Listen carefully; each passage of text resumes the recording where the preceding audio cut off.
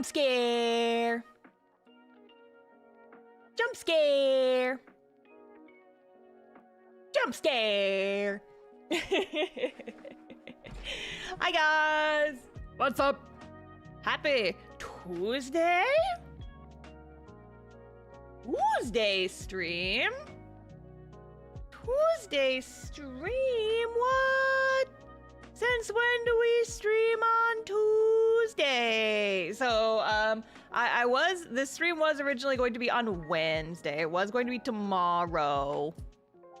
But then I had something come up tomorrow, so I can't stream tomorrow. And rather than stream 2 days in a row and do Thursday and Friday, I was just like, I'll bump it up a day and we'll do a Tuesday stream. Tuesday. But yeah, hi guys, we are drawing more Blorbos! Welcome back to Blorbo stream. Today, I did a vote in the stream chat on my Discord, and I said, which Blorbo are we drawing today? And the people voted Verity. So, we'll see if we get her done this stream. We probably will, but I don't think we'll have time for 2. If we do a second one, I don't have a sketch finished for whoever ended up, like, second place in the poll, so I will probably just do, either Verity or, Emery or Zephyr. Those are the other 2 that I have sketched. For part 2. We are officially in part 2. Sly, I did too mention it. I posted it in announcements that I had a scheduling conflict and I was moving the stream to today instead. I said it. It was in the announcements channel. Do you not read the announcements channel? Calling you out. But yeah. So we are officially in part 2 of the characters that I'm drawing for my Draw All My OCs video series.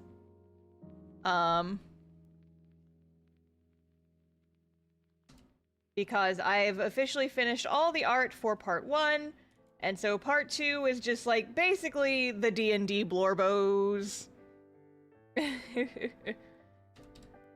And so the people have spoken and the people told me to draw Verity today. So we're drawing a Verity today. My little purple girly girl. I got to play her last week and it was fun. I love my little purple baby. I love she. Recently my brain has been bouncing back and forth between Verity and Lapis and like breakneck pace.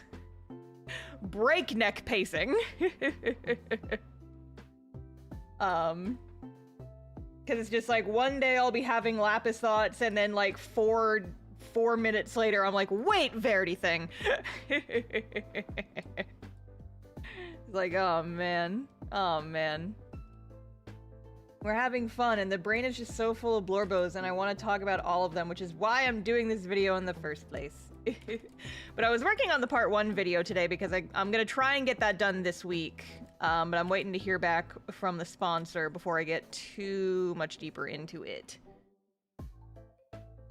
And then I gotta figure out what webcomic promo I'm doing at the end of the part 1 video because I haven't decided yet. I read one last night that's been on my list for a while and I knew I wanted to talk about because like the art's really pretty and it was just like I could tell I was gonna like it just from looking at what the author has posted on social media. I was like, I want to read that so that I can yell at it in a video at some point. Frankie's not active. What the fuck? I activated Frankie. Why is he not working? Frankie, my son, I definitely opened StreamerBot. Alright, he should be working now. I don't know why he was not working.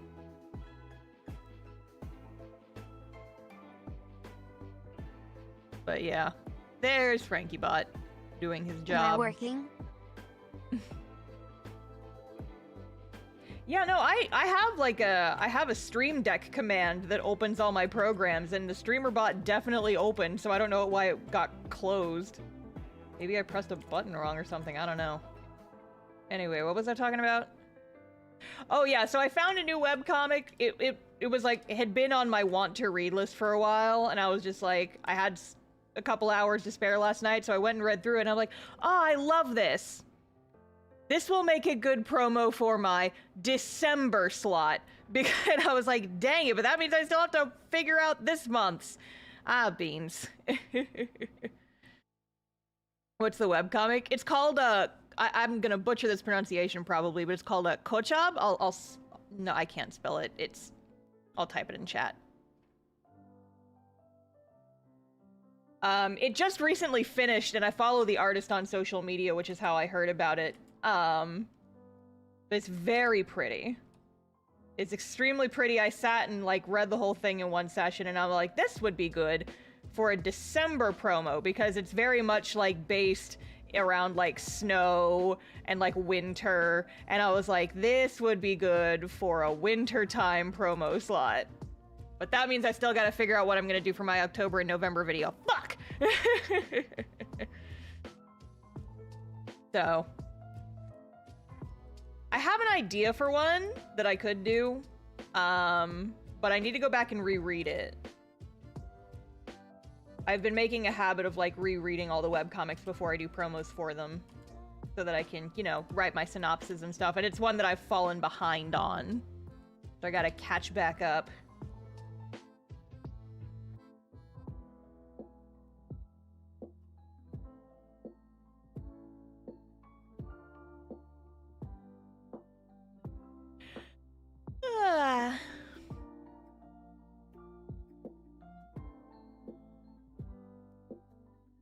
But yeah, so that's what I'm working on this week.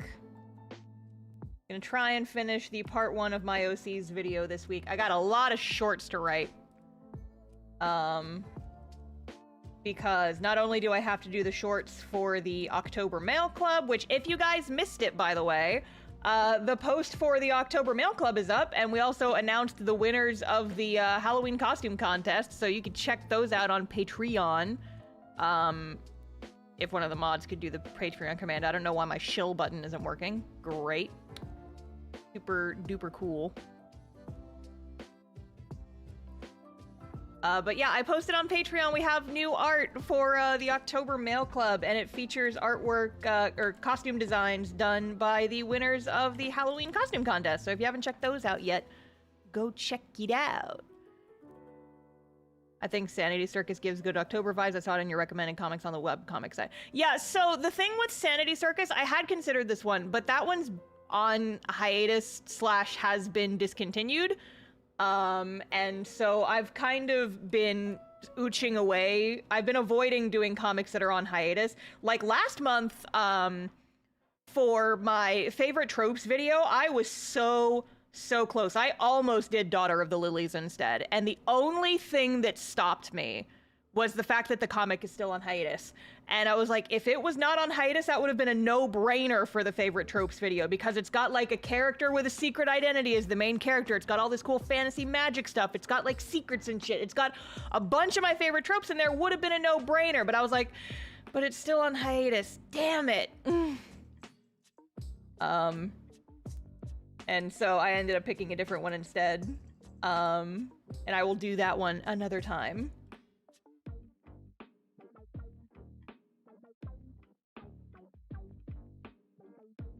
But yeah. And so I've been avoiding comics that are on hiatus. Just because I think it would be more beneficial, you know, to like send readers over to a comic that is actively updating, you know? Like I think it's like, you know, I have this audience now, and I want to send them over to people in a way that will actually get people to watch or to read those comics. And I think that new people showing up to a comic that is not actively updating would make it less likely for people to come back and continue reading once it's updating again. And so in general, I haven't said this anywhere, but I kind of have like a mental list of rules for comics that I feature for the webcomic corner. Number 1, is kind of two rules at once. They need to either have been updating for a year or longer, so they have to have existed for a year or more, and or have more than 100 pages and have been updating regularly.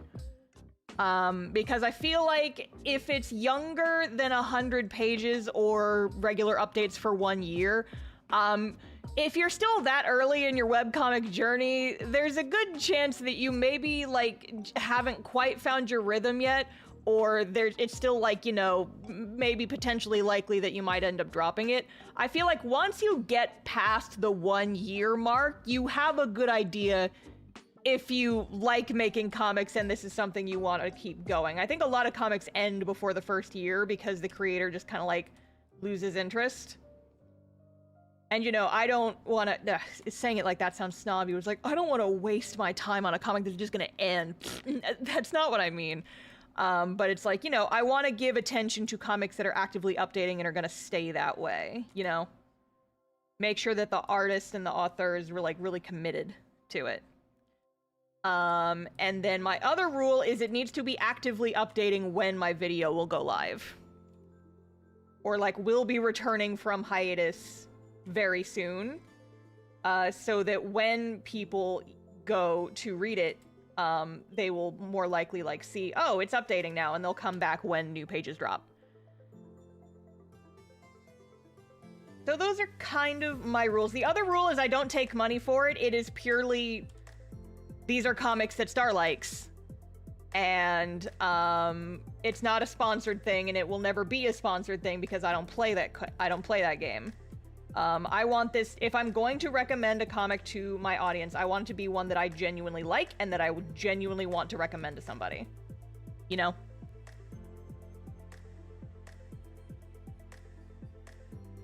I might open suggestions for, like, if people say, hey, Star, I think you might really like this comic, and it might not be on your radar, but here it is, and I think it's really good, and I think you should try reading it because I think it deserves some more attention. I might open, like, a submission form for that kind of thing in the future, but I'm not going to make it a paid, like, sponsorship thing. Because that is not how I roll. And I say this very specifically because I have gotten emails in the past from people being like, hey, how much do I have to pay you to feature my comic in your videos? And I'm just like, $0 because I will not be doing that. OBS disconnected. Hello? Okay. That was weird. OBS just kinda stopped working for a hot second. But we're good now. Okay, how about now? Are we good? Are we good? Hello? OBS? Are you done throwing whatever hissy fit you were throwing just now? Are we good? Okay. I don't know what just happened there.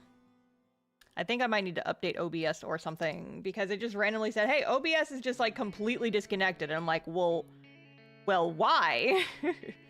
Well, why, though, have you done that? Have you considered not doing that?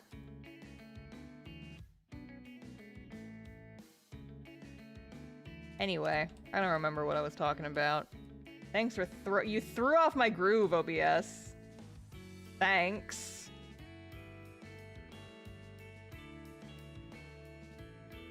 Oh, that's what I was saying.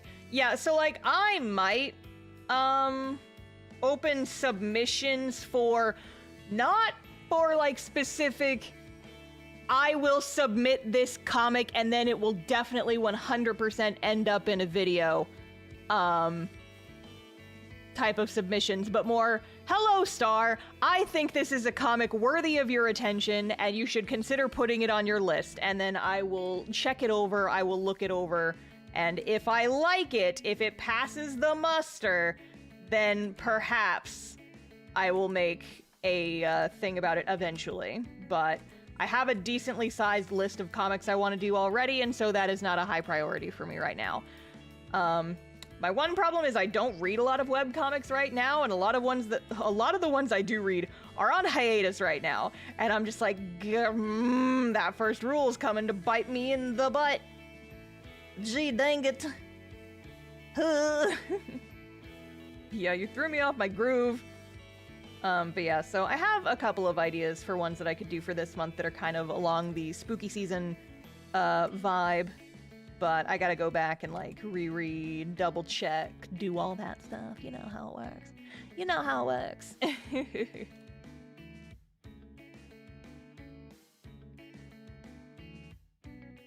But yeah, I just hope that people are actually, you know, like going and reading the comics that I feature. Because that's the whole— oh my god.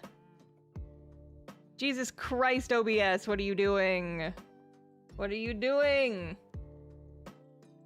You're a nightmare person. I think I might just need to update OBS because this has been happening a lot recently.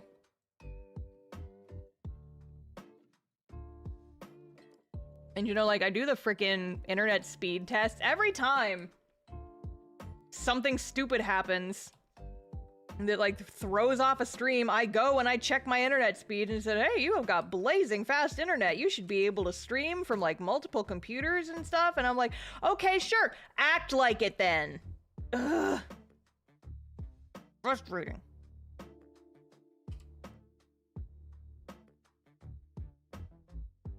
Yes, get your shit together.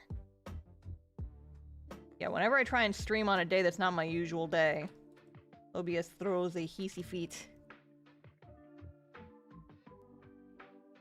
OBS, can't you see that I'm trying to draw a cute little baby girl here? Can we not be doing this?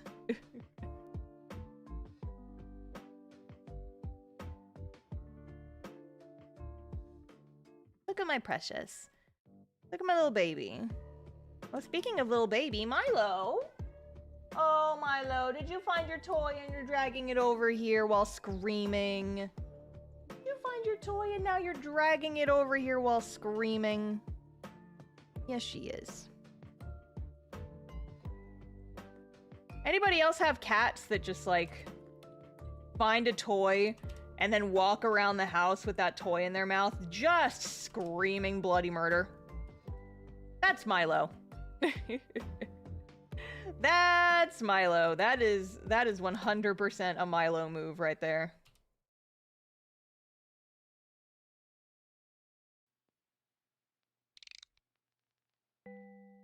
That is in the Milo playbook.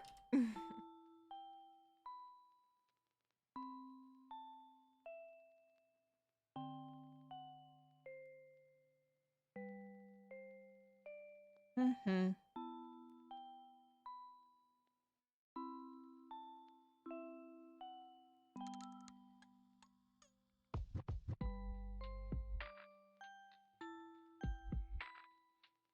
Okay, just gonna go ahead and drop this now. Guys, please remember that the stream rules are, we need to keep, if you need a reminder of the rules of the stream, they are down in the description. I see a lot of folks like kind of asking or saying things that aren't relevant to what we are talking about on the stream, and that makes it very hard for me to keep up and keep a conversation going. So please make sure that you are reading the rules and that we are not purposely trying to, make the streamer not focused, because I have ADHD brain, and so we try to stay on topic. Thanks, gang.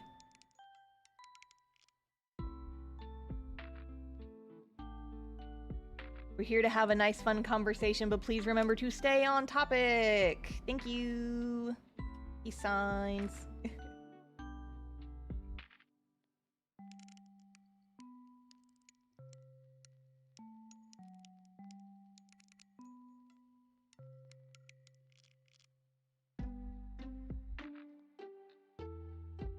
Yeah.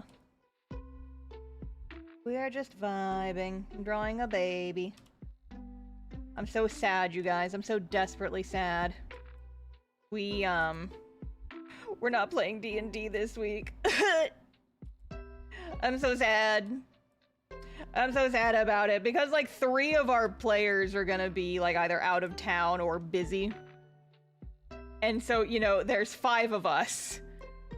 And so if literally half the squad is gone, it's like, well, we can't really keep going if half the squad is gone.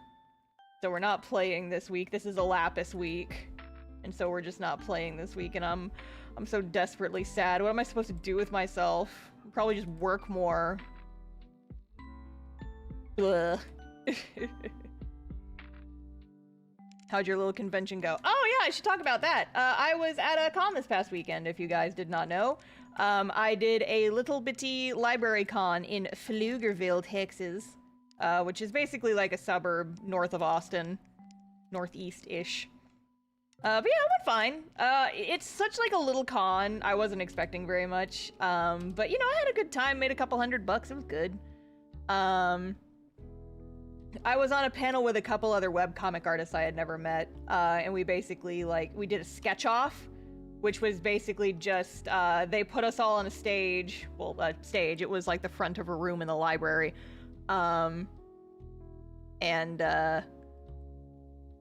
They asked us questions and gave us drawing prompts, and they basically had little projectors so that the audience could see what we were drawing on the big overhead projector while we talked and answered questions and stuff, and it was nice. I need to go find the other artists I was on the panel with and find their Instagrams or something, but I think both of them aren't super active on social media or anything. And then there's me constantly screaming.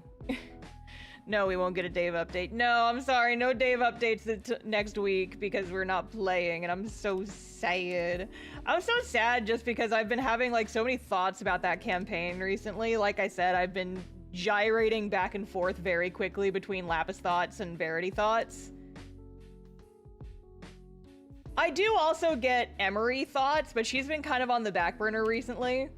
And I'm just huh. I need to know I need to know what's gonna happen. I need to know what's gonna happen.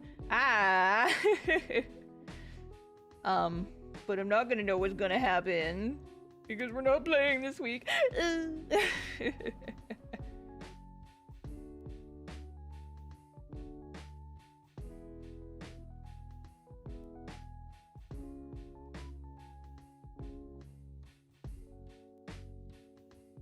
But yeah, I just love my kiddos a lot.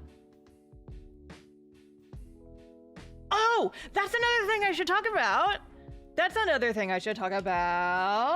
Hey guys, guess what came in the mail yesterday? I know some of you guys know this already. If you backed the Kickstarter, you probably got this email already. But yes, people know the books. The books, chat. The books. They are here. 2 of them anyway. I have 2. I ordered 2,000. I have 2. So I did the Kickstarter for Cast Off Volume 1 back over the summer, and the printer so all the books have been printed.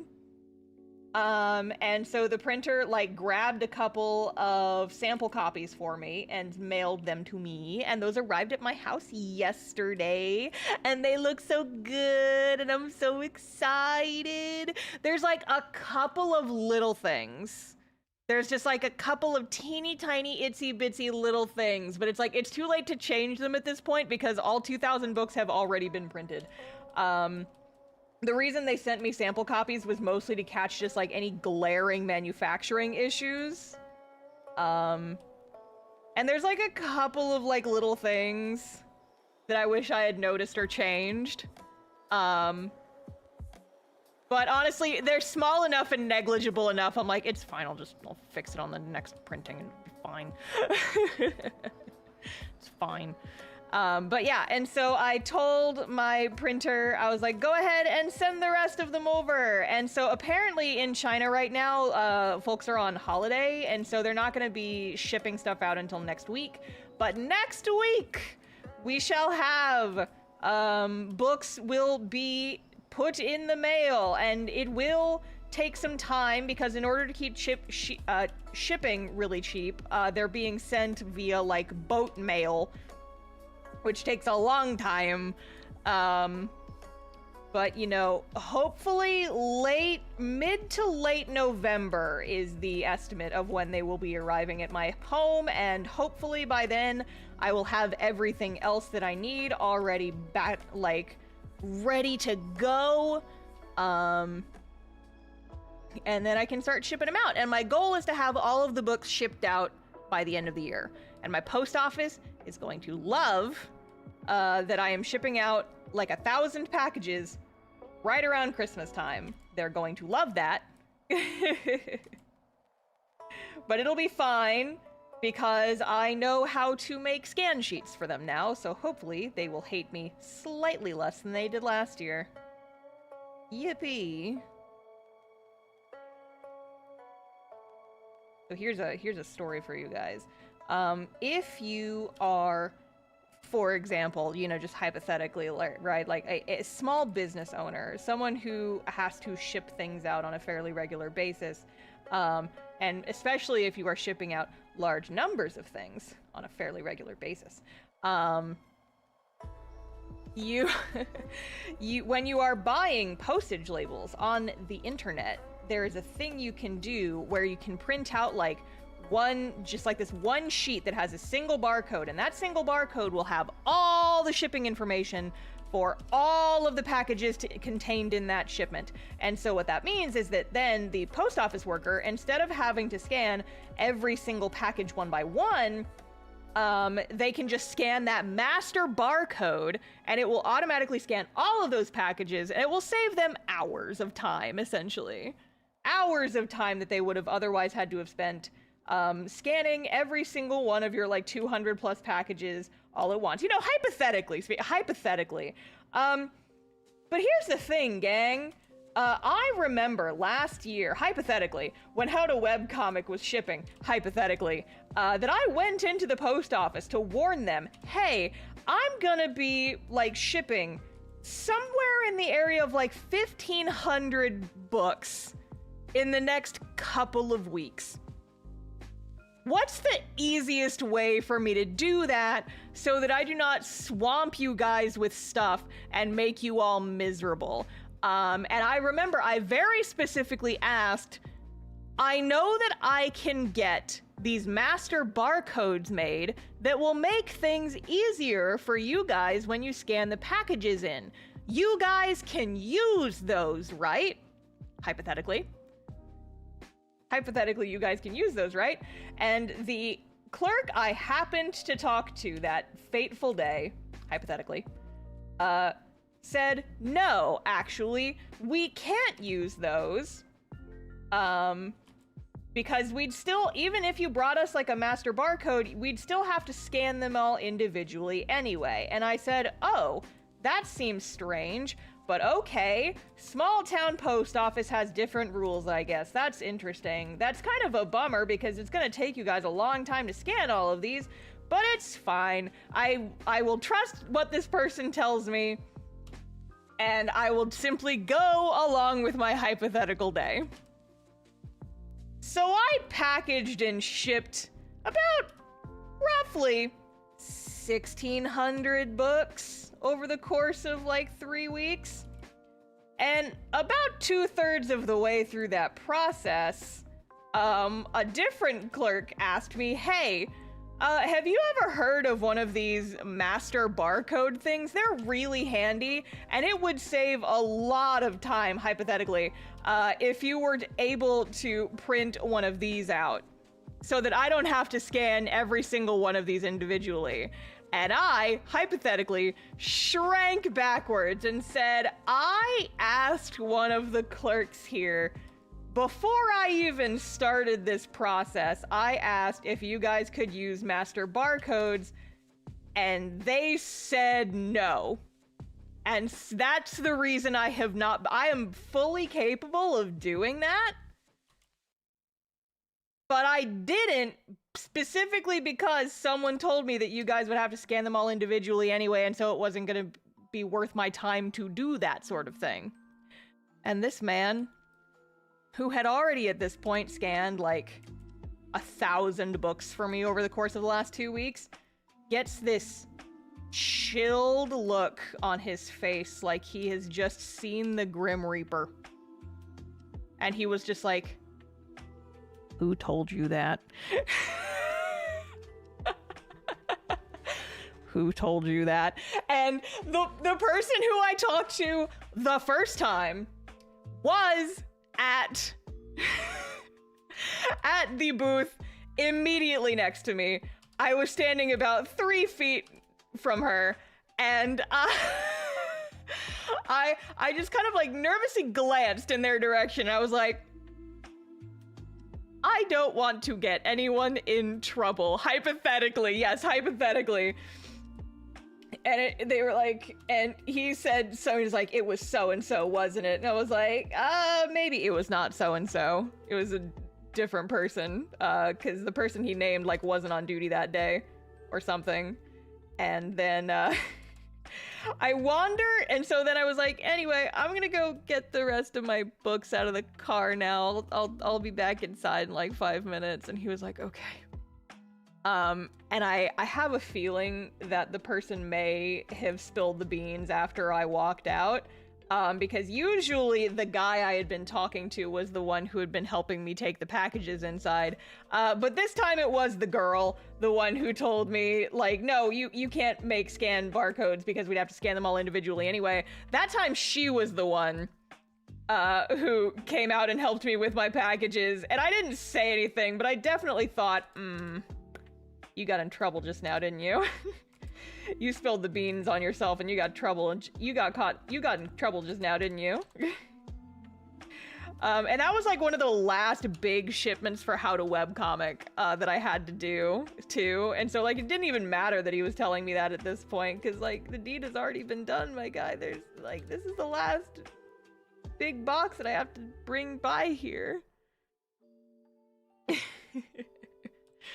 Hypothetically, they should be fired. Nah, that person still works there, but I'm sure that word about that got around the office, the post office, if you will. Because oh my god, I'm probably gonna have to go in there and warn them at some point too. I'm gonna be like, hey, that's about to happen again. I promise I will print master barcodes though for you guys this time. I promise I will. They all know me now.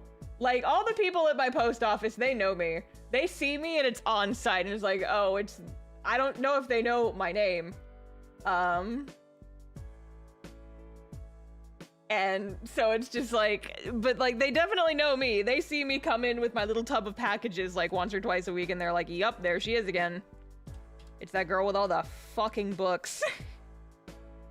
They know what I do, though. I've had conversations with a couple of them. I even gave one of them a free copy of How to Webcomic because he talked about how his like daughter wants to get into making comics, and I was like, "Oh yeah, do you want a copy of the book?" And I gave him one of my B grades for free. Like, here, corner's a little bent on that one, but you can just have it. Did that actually happen? No way. I thought it was hypothetical. Surprise! Real story.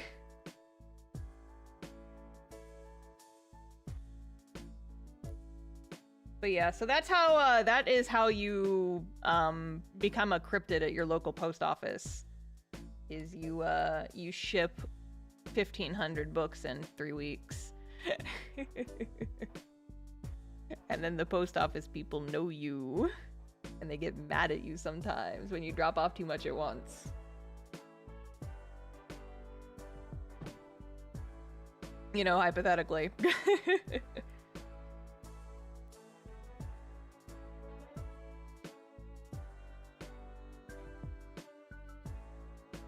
Hey guys, I think I want to make a visual novel. Complete hard swerve to the side. Complete hard swerve. They're just like, oh my god, it's Comic Girl again. No, I have to assume that's what they think literally every single time. But no, so like, someone actually asked me, completely unprompted, like I hadn't said it myself. I had not exposed these thoughts to the world, but I had been thinking, it's like, you know, visual novel would probably be way faster to make than a webcomic. And I have all these D&D blorbos whose stories I want to make into a thing.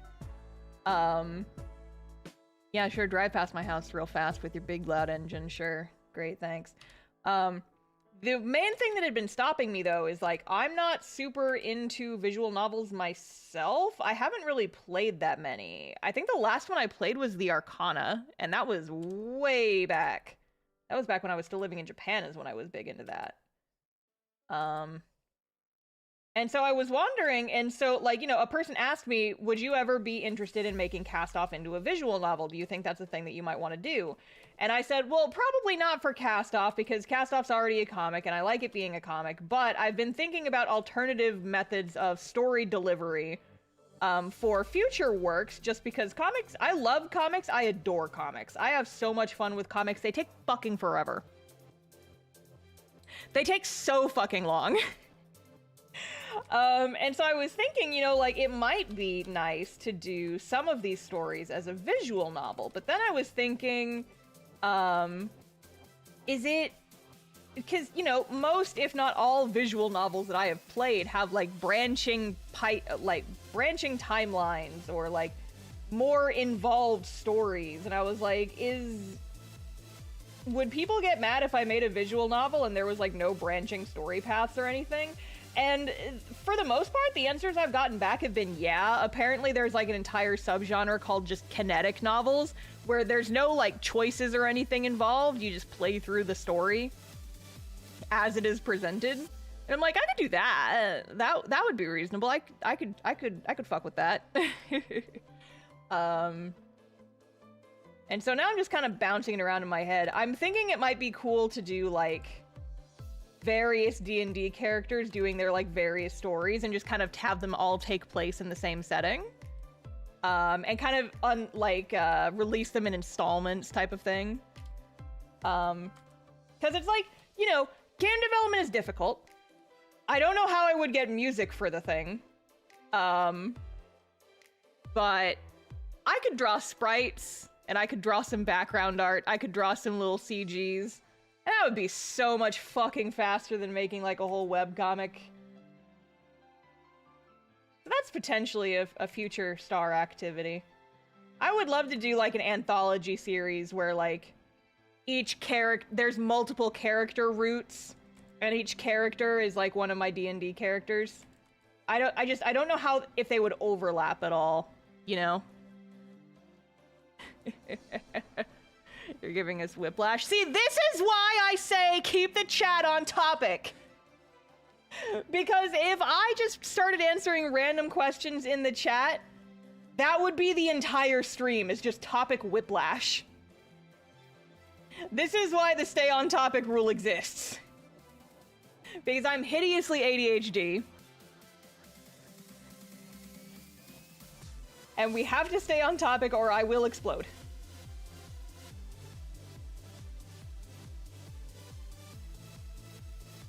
But yeah, so, like, I've talked about it on a past stream, but I'm kind of working on, like, a setting, a hypothetical setting for, like, a story where I could, you know, throw in all the D&D blorbos.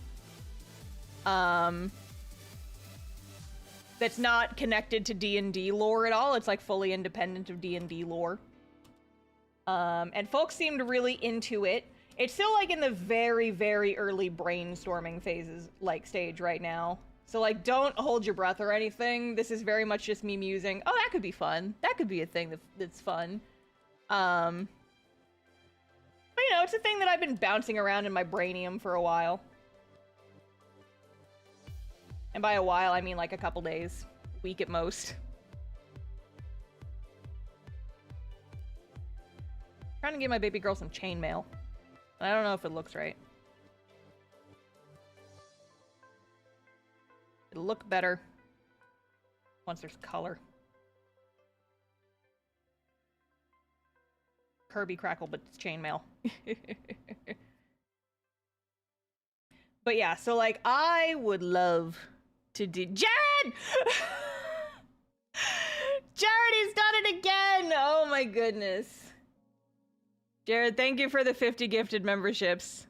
My goodness. He is at it again. If you just got gifted a membership, make sure to say thank you in the chat. The infamous Jared at it again. I guess YouTube is letting you give memberships again now, because I know you couldn't for a while there. You were just sending super chats instead. I guess you got it working now.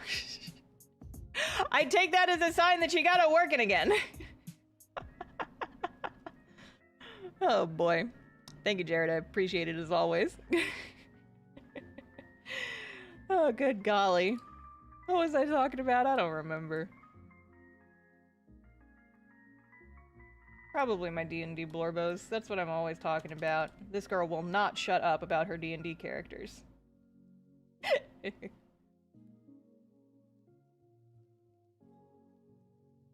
Visual novels. Yeah, I remember that much, but I can't remember my exact train of thought. But yeah, you know, so I was thinking, like, I've been brainstorming a new, like, a new setting. I talked about it a little bit with, like, the whole concept being that instead of, like, all these fictional, like, D&D races, basically every sentient race in this fantasy world, this hypothetical fantasy world I've been developing, they're all ancestors, or not ancestors, descendants. They're all descendants of, like, people who were made after there was, like, a war between the gods, and at the end of the war, like, all the gods, their bodies, like, shattered into pieces, and then from those pieces, like, all the different people were made. And so, like, each god was kind of, like, the originator of, like, some kind of fantasy race, and then over the next couple of, like, hundreds of years, people, you know, like, kind of, like, developed their own, like, cultures and stuff based on whatever type of powers they had, and the descendants of each god all had, like, different abilities. And so, you know, like, there could be tiefling equivalents, there could be, like, orc equivalents, but also there's cat girls because I said so. And there could also be, like, mix and matched ones if you have multiple different ancestries. It's Star having fun and saying, fuck it, we ball, in terms of, like, fantasy nonsense. I've talked about this before, but my main thing was I just want to be able to put literally whatever the fuck kind of fantasy creature in this world and have nobody question it. I want nobody to question it. The goal is to just have zero questioning.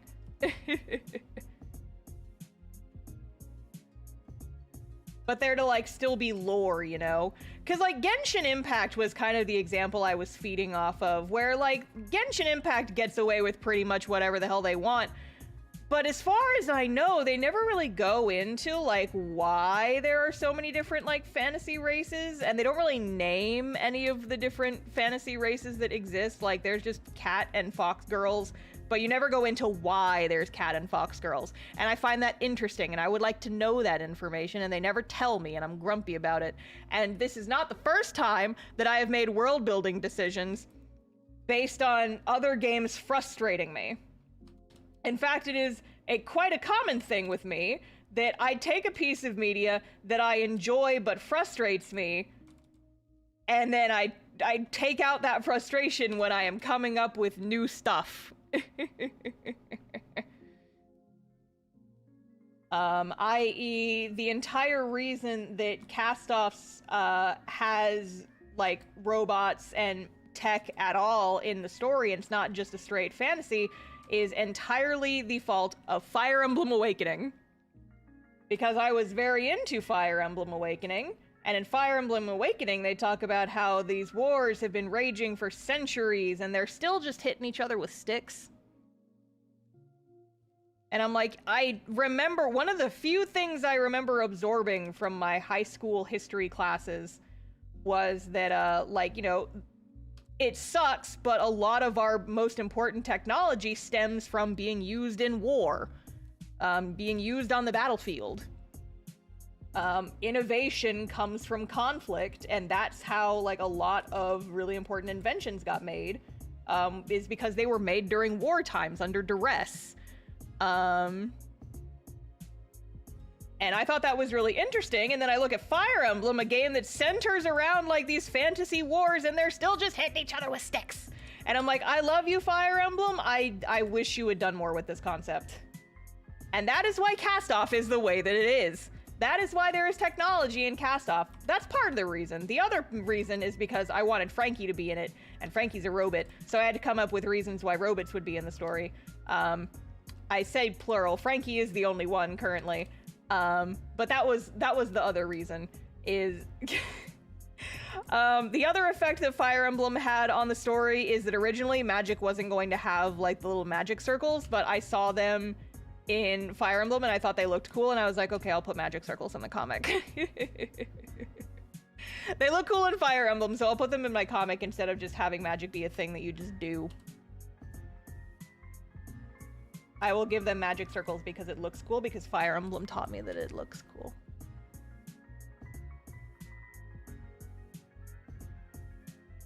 And so if and when this, like, hypothetical, totally not D&D character story, visual novel, question mark, ever comes out, I was thinking maybe either a visual novel or just, like, a straight-up light novel, which is basically, you know, just, like, a written novel, but it has pictures in it occasionally, like an illustrated novel. Between the two, which one would you guys like more, actually? I'm curious. We're doing some interest check testing. Of the two options, which would you guys prefer? We'll say for a Verity story, but this would be for multiple different things.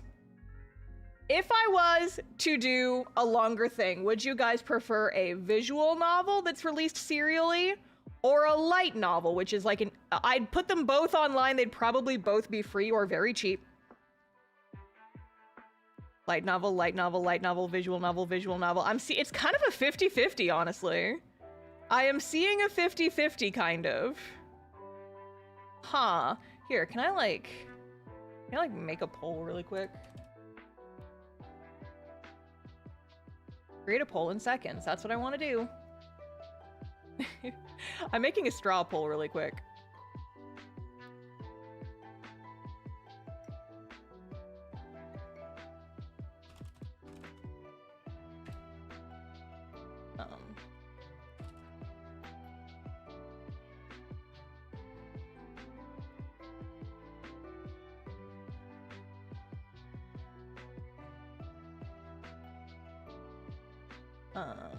I'll do multiple choice.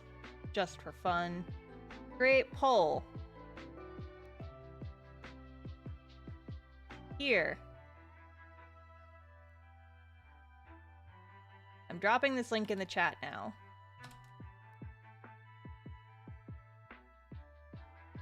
And I am pinning it. Vote! Cast thine votes! Visual novel or a light novel? Fight!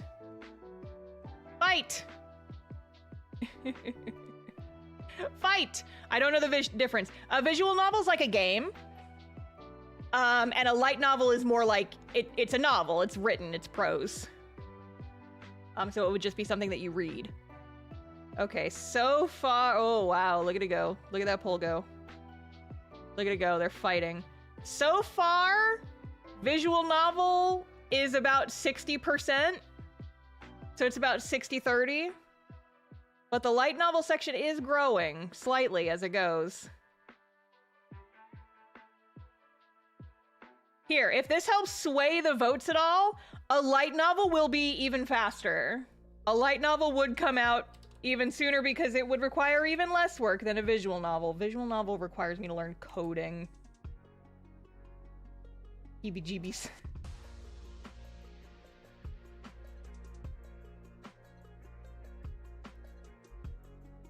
Visual novel with steel chair. Now, visual novel's not coming in with a steel chair. Visual novel's been winning the whole time. All right. It's about 62-37 is what the ratio is kind of frozen at. Good to know, good to know. I had a feeling that would be the case, but I did kind of want to see what people would be interested in. See, the perks of a light novel is that I could print it. I could print it and I could get books made. And that would be cool. The pros of a visual novel is that I can make the cute little sprite art, and there could also be like music and sound effects and things of that nature. But it would take longer. Can't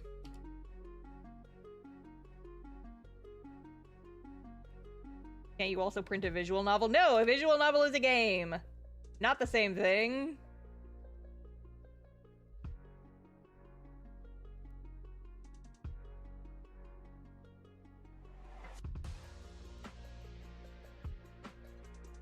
Now it's at about 60-40. Interesting. You always do both visual novel first and then adapt it into a light novel after.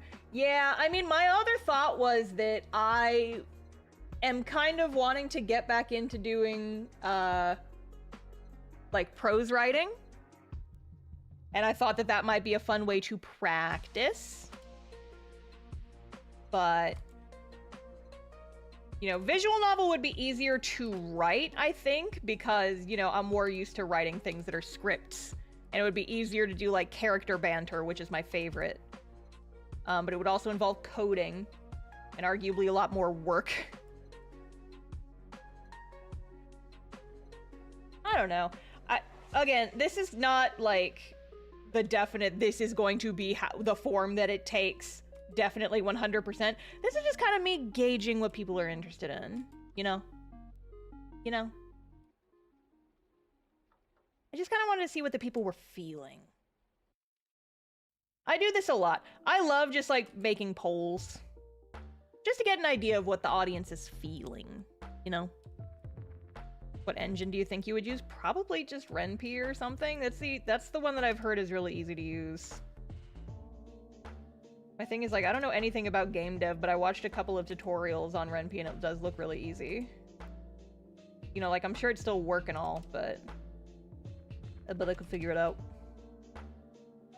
I've learned weirder stuff.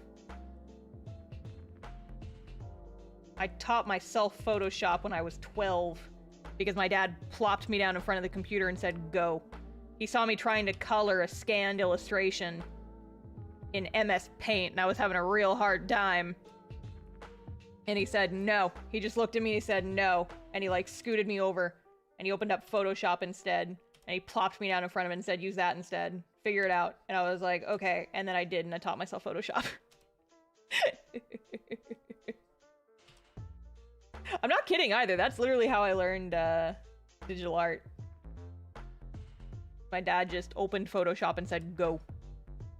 And I pressed buttons until they did what I wanted. And one butterfly effect later, here we are. Surprise.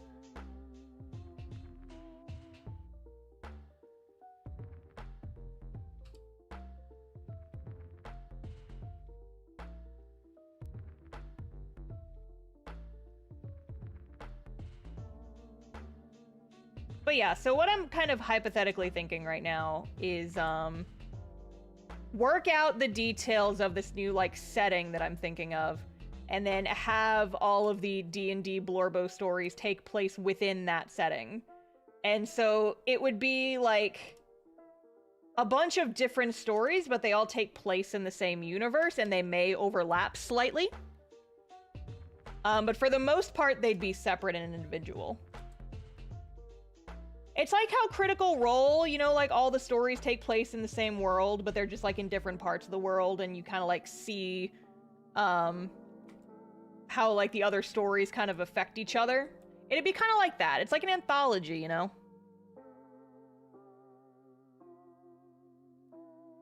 Just, like, see these stories, they occasionally overlap, but for the most part, they are separate. And so, like, I would want to do one focused on, like, Verity and her story. I think I would do one based off for Zephyr. Might do one for Emery. But, like, the thing with Emery is her story's already live streamed. So, like, her story is already out there. And if people want to, they can go read it or watch it, right? And so that's why she's less of a focus. But, like, I have all these characters. I want to do something with them. And I would love to make it into a comic, but comics take too fucking long. And I don't have time. So that's why I'm not going that route.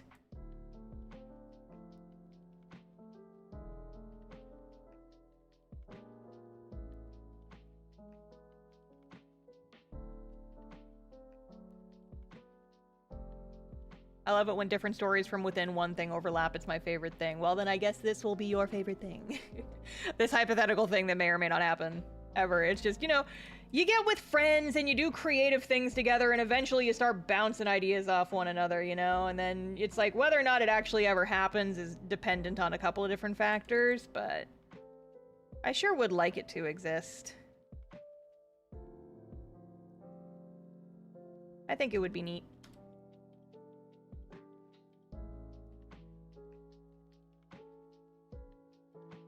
The word of the day is hypothetically. Yep.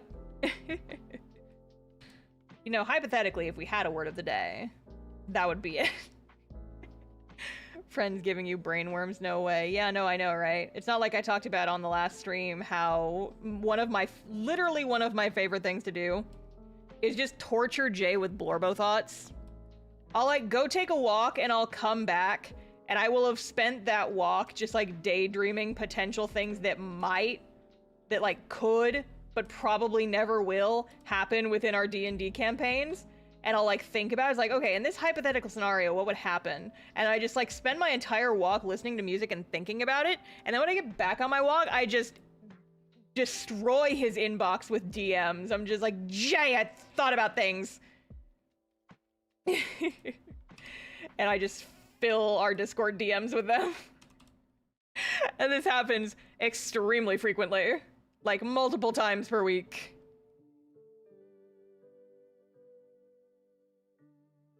And it's very fun and very funny. Blorbo disease. I have to write. You guys are going to get to know the Blorbos a little better once the part 2 video comes out. My November video will be going into all of these Blorbos. All the Blorbos. And you know, like I talk about them on stream a lot, but there will be some like new information and stuff. Especially if you follow me on Tumblr, you've heard about these characters. Because I do most of my Blorbo talking on Tumblr these days, just because, you know, like, I mostly talk on Blue Sky, but Blue Sky has the character limit.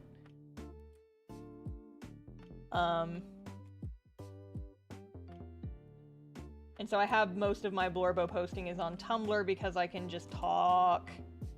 And when I can't sleep like the other night, I can just be like, hey, you guys should ask me questions about my D&D OCs, and then people will, and I'm just like, oh my god, I can't believe that worked.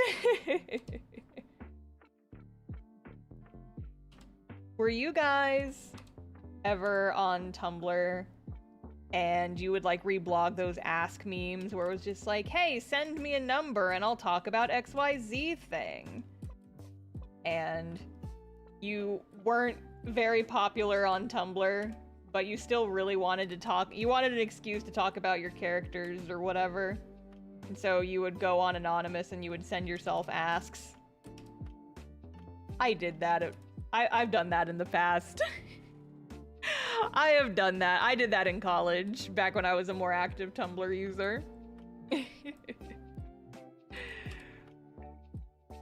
We all live in glass houses. Don't pretend like if you were ever an active Tumblr user, you probably did that. I feel like every Tumblr user has done that at least once. Because, you know, sometimes you just really want an excuse to talk about something and you don't get one, and so you're like, fine, I'll do it myself. And so you send yourself an anonymous ask with the exact thing you want to talk about, and you're just like, oh my god, I'm so happy that someone sent me an ask, and now I can talk about this thing that I desperately wanted to talk about, and then you just talk about your Blorbos. I've done that. I've done that. I don't do that anymore, but I have definitely done that in the past. Poor baby Star. She just really wanted to talk about her OCs, and sometimes she didn't get, the asks that she wants.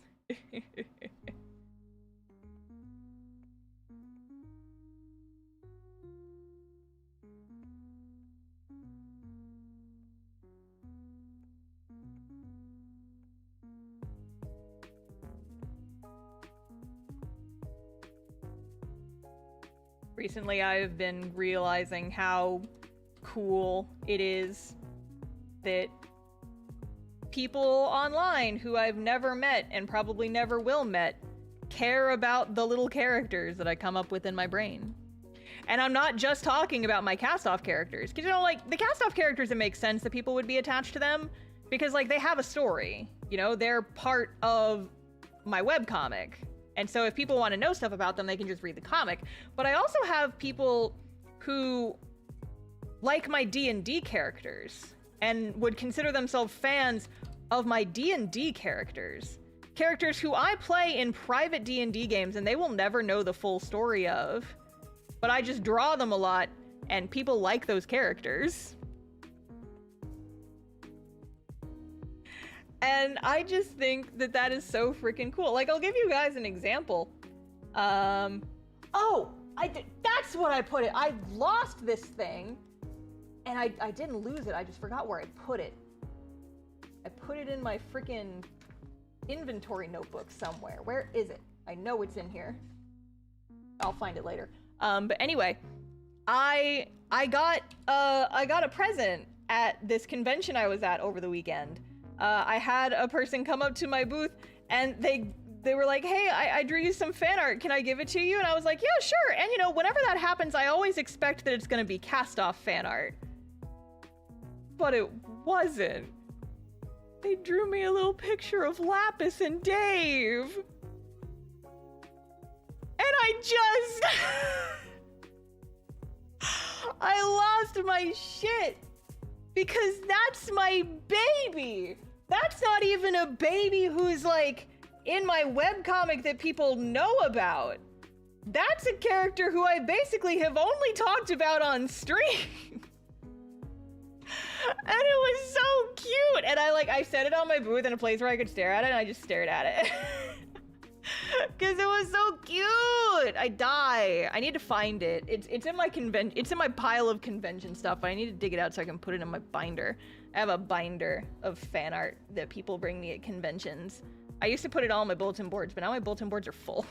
So now I have a binder. And I just that is such a, you know, you take a moment and you pause and you think about that sentence and you're just like, oh my God, I've got a binder. I've got a physical binder of fan art that people have given me. What? What? That is wild. That is so wild and cool. And I think about, you know, baby Star, like college Star, who just wanted so desperately for people to care. And now people care, and they bring me fan art at conventions, and they draw my babies for like art fight and stuff, and I just it's so cool. It's so cool. And it hurts my heart, but you know, like in the good way. It's like when you see a picture of a cute dog and you just want to scream. It's that. It's like that.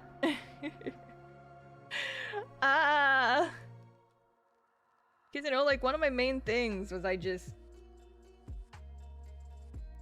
always wanted to make someone's favorite thing. You know? I just wanted something that I made to be someone's favorite thing. And it kind of just happened without me really realizing it, that all of a sudden, like, I see people on a fairly regular basis calling Cast Off their favorite webcomic and saying that they really like the characters I made up. Just in my head. That was just spinning around in my brain, and, like, people like them. And that's just so fucking cool. That's just so freaking cool, man. I don't know. That's why I do this, you know? I just like telling stories, and I like coming up with little guys. And you know, I do that without the recognition just because I can't stop myself from doing it, right?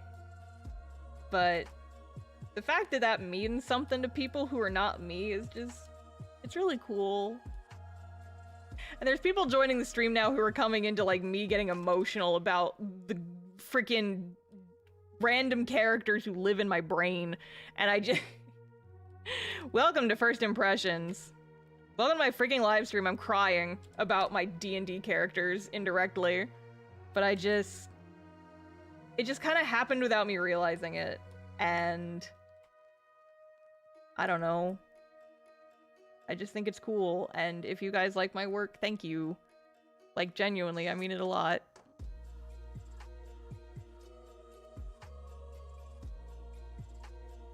Been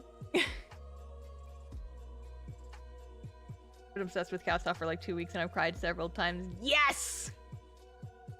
Yes! I know it sounds so mean, but I love making people cry. And not just specifically crying, it's just, you know, like, I love knowing that my work has had that much of an impact on people's emotional states, you know? I just think it's neat that people will get so emotionally attached to my characters that it can move them to tears. Like, that's so fucking cool. I've talked about this, I think, in a short before. I just think it's neat.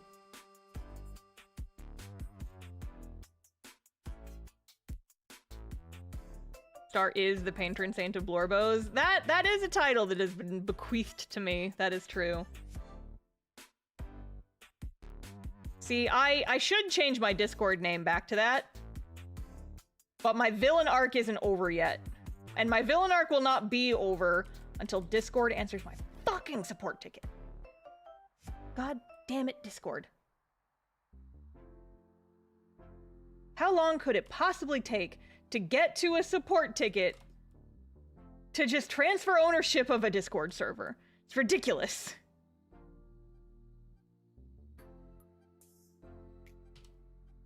Should not take weeks to get this shit resolved.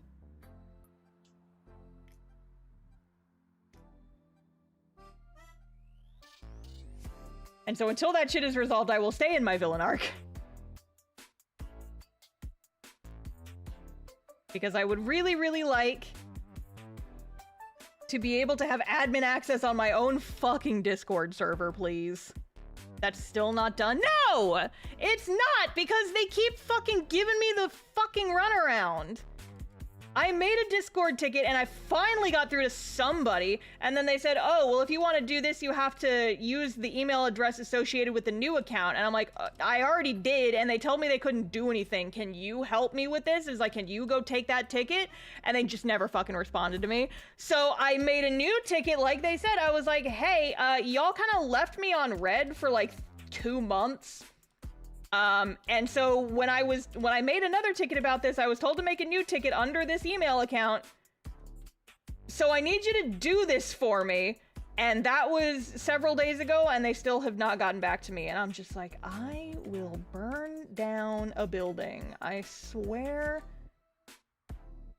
to the deities of this earth, I will destroy you.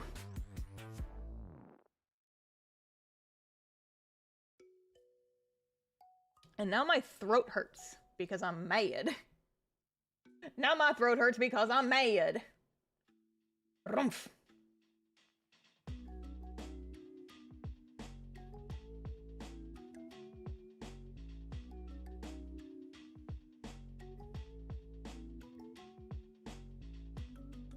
I had to go look at a picture of my friend with a cat in their hoodie. Anyway, I think I'm done inking this Verity. Look at my baby girl! She's so cute! I love her. She's my baby. She's my purple wurple little baby girl, and I love her so much.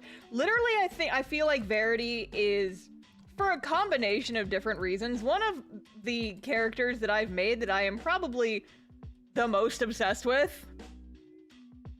I love her so much. For a couple of different reasons. She just is my baby girl. And I love her so much.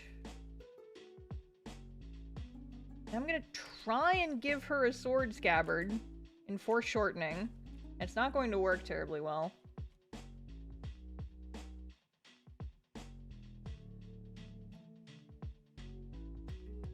Very good at this. I'm gonna do this on a separate layer.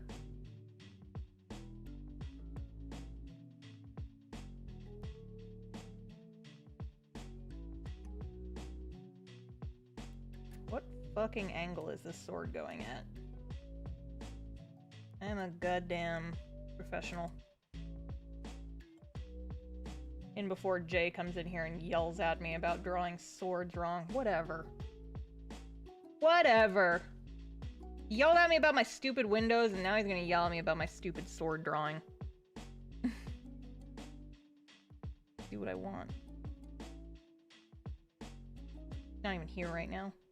Playing video games or whatever. Playing Space Marines. Why the fuck isn't he in here? He could be giving me shit about how badly I'm drawing these swords right now. It's like his favorite thing. He's yelling at me for drawing things wrong. Not historically accurate or whatever. Because he's rude, that's why? Yeah. Fuck him. Fuck him. Hope you blow up in your space game.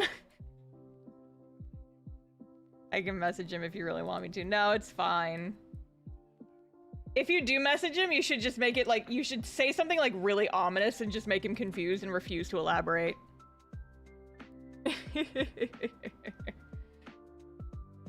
Just be like, something is happening and you don't even know. And he'd be like, wait, what don't I know? And then you're just like, exactly. It's like, you don't even know what's happening right now.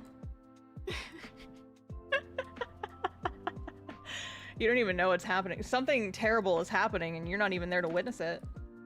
It's too busy playing a video game.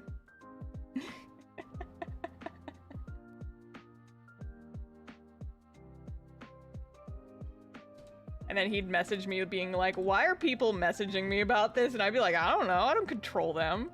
I don't tell them what to do.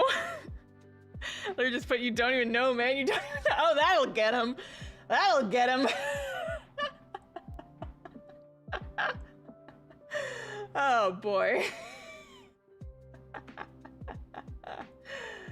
Goodness gracious. All right. Well, anyway, quick. We have to really quickly change the subject in case he does come in here. Oh, boy.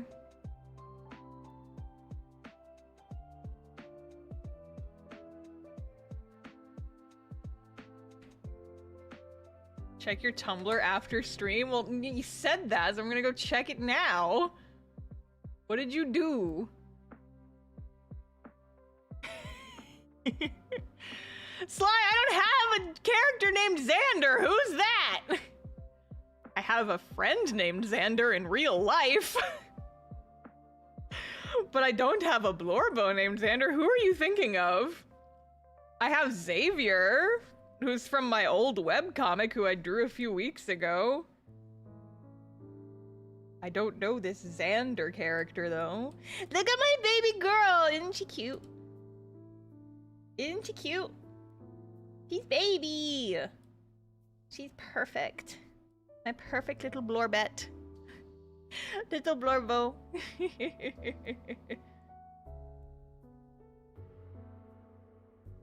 I just keep thinking about her, gang. She's just so baby, and I love to like think about her and her relationships with other characters. And have I shown you guys the divorced picture yet? Did I show you guys the Verity divorced picture? I think I did. I think I did on the last stream. The divorced. The huh? Maybe I didn't. Maybe I didn't. Okay, I'll tell the story. So my character Verity, this baby right here. So part of her story, this is not spoilers, I've talked about this a lot, is so she had this group of friends that she went out adventuring with. So it was like a group of 5 and she was their paladin, and one of the other members in her original party was this guy named Rodin. He was a dwarf. He was like, you know, he was older because dwarves age slower, but he was still like, he was a teen, and they were all just like a gaggle of teens. He was like the dwarf equivalent of a teen. And so the two, like, he and Verity, like, he very much had a crush on Verity. And so then the two of them had known each other for a couple of years, and then when they went out adventuring together, they were like casually dating. They were just like, we'll just try this out because everyone we meet thinks that we're dating anyway, so we'll just try this out, we'll see what happens. and then Verity dies. She gets moited because a monster, like this huge monster that like level 1 adventurers cannot handle. She gets moited by this monster, and it fucks up everybody. Everybody's real upset about it, but Rodin is especially upset about it. It destroys him, essentially. It is like, oh, I just noticed this horrible tangent I have to fix, 1 second. But yeah, and so kind of in the aftermath of that, Verity's old party, the remaining 4 members, they try various ways to resurrect her. They can't afford like a legitimate resurrection like a cleric would do. And so they start looking into alternate methods. The point is that eventually Verity is brought back to life, but like 200 years have passed since then. And in those 200 years, she missed a lot. One of the things that she missed was in that time, Rodin ended up becoming a lord, like a dwarvish lord. He like starts, you know, gathering power. He starts doing all this stuff. And there is a thing in like dwarvish culture where, you know, if you marry a lord, you get that title as well. And so it's like titles are passed down through marriage, and Rodin wanted to make sure that Verity's legacy lived on. And so but even though she was dead, she wanted people to remember her, and he wanted her to also have these important titles so that people would remember her like he remembered her. And so he did what is essentially post-mortem marriage. Which he's like, if he had known, he didn't have any idea that she was going to be resurrected, right? Because the resurrection took so long, he and everybody else legitimately thought they had just been scammed. They thought it's like, oh, cool, we sold our soul to this guy, essentially, and he didn't bring her back. So that's cool. We've been scammed. She's never coming back. Shit. And so he swears up and down he would never have done this if he knew she was being resurrected, but he basically did what's like a post-mortem marriage, so that Verity would also get this lordly title. And he was like, okay, so now this will be good. It is like, at the very least now she can like, she'll pass on, and I'll pass on her memory to like my family and all this stuff. It is like, it's not like legally binding or anything. It's more symbolic more than anything else, but it's fine. It's cool. I'm still sad that she's gone, but this is the best that I can do to pass on her memory. And then she comes back to life. And then she comes back to life, and she shows up at his house, and she's like, hey, and he's like, oh no. And he, like, you know, he's happy to see her, but then he has to explain. Then he has to explain all the shit he did in those 200 years when she was dead. And so he's like, he has to explain. We roleplayed this. This was in the roleplay of him breaking this news to Verity, like 3 weeks after she came back. Like... Because he was like, I wanted to tell you, but I didn't know how to bring it up, and I knew it was gonna be a really awkward conversation. And so now they're having this awkward conversation in front of her entire new party, and they're all like surprised. And Verity's like, just like, when were you planning on telling me this? That we're legally married? What do you mean?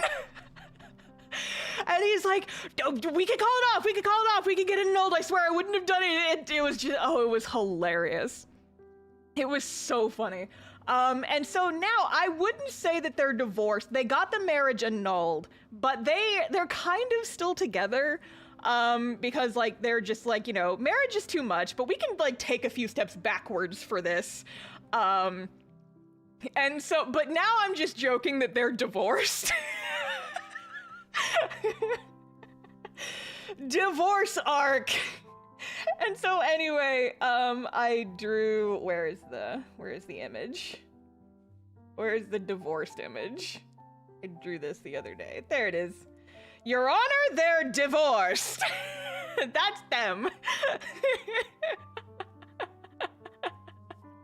And I love them. This mental image came into my head. I'm like, I need to draw like Rodin, like, carrying Verity Scooby-Doo style. Because they're just a couple of fucking nerds, and, like, they still like each other. They were just like, hey, I've been resurrected, and I didn't really have much of a say in the marriage thing, so we're gonna call this off, but, like, we're still kind of dating. And so my joke is, they're not romantic, they're not platonic, they're a secret third thing. Divorced.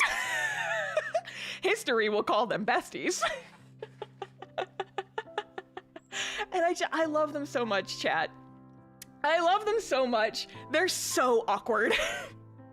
They're so awkward. And it's so funny.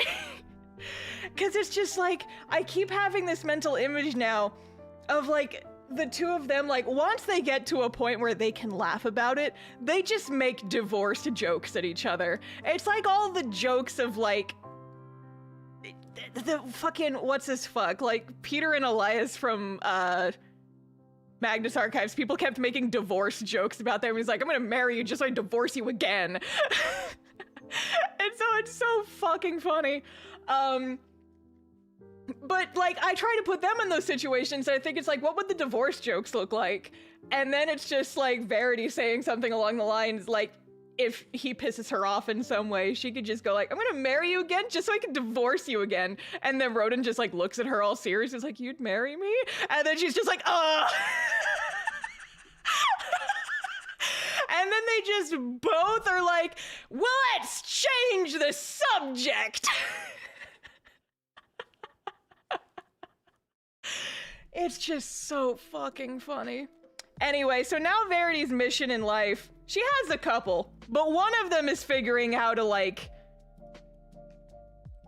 not resurrect Rodin, but just like, you know, if we can find some kind of way to make him young again so that they can get the adventures out of their system that they wanted, that would be great.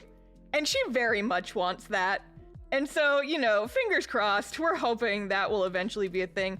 Like one of our other characters, Vale, is a bard, and bards get wish once they get access to 9th level spellcasting, and Vale has said that they would be willing to help Verity with that, with a wish spell once they get access to it. But we'll see. We'll see what happens. The other thing is that because of the way that she got resurrected, Verity's kind of like functionally immortal now, which adds an extra twist. So like she can die in combat, she can be killed, but she won't die of like old age or anything. She'll just kind of be the same forever. Oh, sorry. And so that's like another thing that adds complication to the mix. So, yeah, this is how I imagined it, Rodin. So, we're married. I symbolically, though I didn't mean it, though. That's basically literally exactly what happened. Because, like, he had so many opportunities to tell her that this happened, and he didn't. It was, like, 3 weeks in-game after she, like, you know, was resurrected and eventually got to meet up with him. 3 weeks it took for him to tell her this. And then at some point, he was like, so we had like, what was the situation? We had just gotten back, I think, from like emptying out this old dwarvish hold that he asked us to do. So basically Rodin is too old to be an adventurer now. And so he's just kind of been giving us quests, like Verity in the current party. He's just like, oh, I mean, you can still like go out and do stuff. Do you want to like help us do some stuff? Cause we have like a common enemy now. By the way, the guy who, like, stole part of Rodin's soul and the guy who resurrected Verity, he's kind of the big bad of the campaign. And so we're still fucking with him. But, that was a whole thing. Listen, when the D&D comes out, when the D&D video comes out, you guys will learn about all of this, okay? Oh gosh, I lost my train of thought. Anyway, so Rodin has been sending us on, like, the adventurer's version of milk runs, essentially, is how Jay described it. It's like, they're not really dangerous. Like, you know, you might have to get into a couple of fights, but it's not really going to be anything super dangerous. And then she keeps coming back with stories of how they almost died, and she can't help it. She's just a walking death flag. But poor Rodin is going to have a heart attack. This poor man. He spent like 2 centuries being sad about Verity dying, and now she just routinely comes back with stories about how she got shot in the chest with a cannon and it's fine.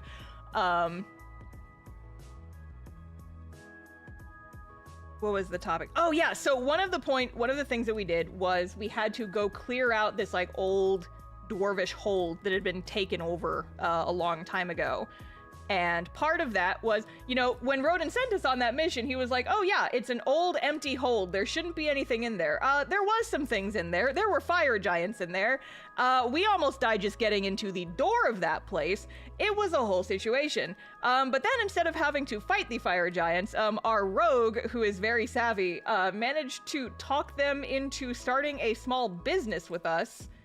And so basically just like, was like, hey, let's make a deal instead. And they did that. And so then that was a thing. And so then we had to go back to Rodin and explain, yeah, so we technically own the keep now, but it's kind of like a shared thing. And so he's like, well, okay, so technically, because of the way the Dwarven law works, that keep belongs to you. And Verity's like, well, I got it because you asked us to, though. I don't want it. Can't I just give it to you? And then he was like, well, that's the other thing, is that technically, if it belongs to you, it belongs to both of us, because I haven't had a chance to talk to you about this, but basically, by law, you and I are married. And then, you know, the conversation just devolves from there. And that's how Verity found out. That's how she found out. And she was just like, what do you mean? We are married? Because, like, they were dating, but it was, like, they were casually dating before she died. And then skip ahead 100 years and they're technically legally married, and she's just like, what did you do? What did you do? It was so fucking funny. It was so funny. And that's gonna be in the part 2 of the D&D video if that ever comes out. And oh my god. It was so fucking funny. And then, you know, it was just awkward, because then he was like, okay, well, here's another mission for you guys, I gotta go by. And I was just like, oh, what are you doing? And so then we had to go on, like, a whole mission that we almost died on again. Meanwhile, like, Verity's still having this relationship drama, and she's just, like, laying dramatically in the back of their cart and just being like, do I divorce him? I don't want to break his heart. I still like him, but I think that marriage is too much. And then, like, all the other characters are trying to talk her through this. It was so funny. It was so much fun. It was just peak silly nonsense that actually, like, ended up having, like, this really heartfelt conclusion. And I just had so much fun.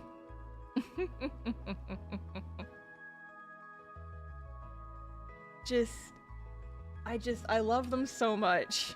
They're both just these hideously awkward little lovebirds, and I love them so much.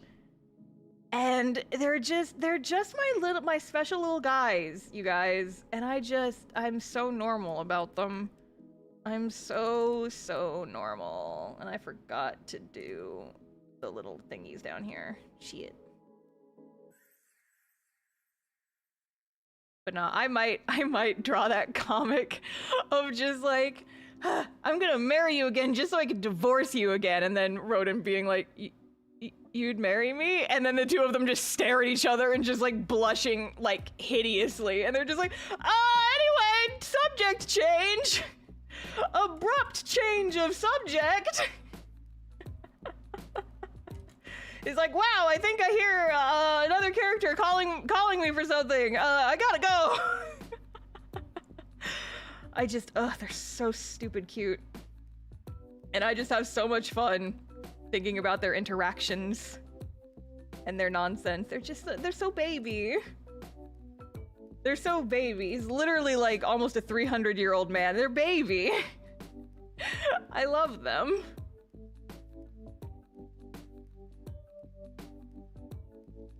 Elias, I want another divorce. Basically, but like way less, what's the word? Contentious? Yeah.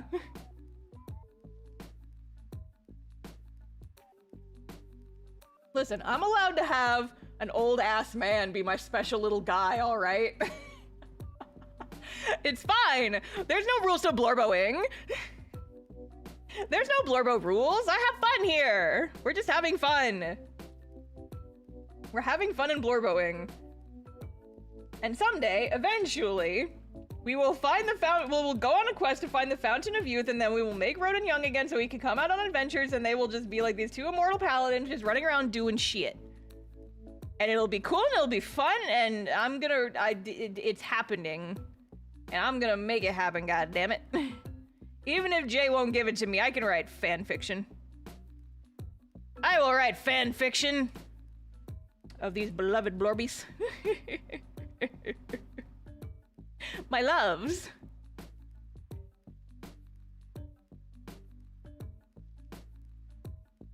Anyway, Dungeons and Dragons does things to your brain, gang.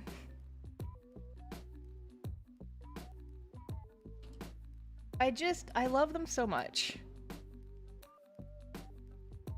They were made in a lab specifically for me to have my cute little babies. And I just love them so much.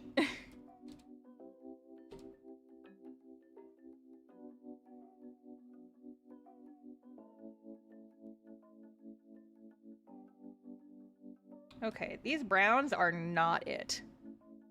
I need to change the color of these. Is a stinky, stinky brown.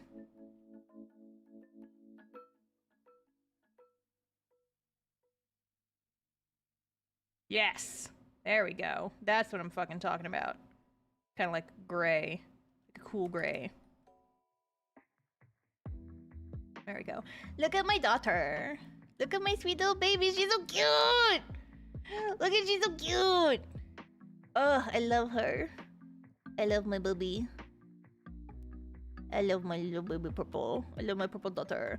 Oh, but yeah, that's gonna be a thing. So for my November video, the OCs part 2, I am including Verity and her entire old party, including Roden, in that video. So you guys will hear more about them in that video. Yippee!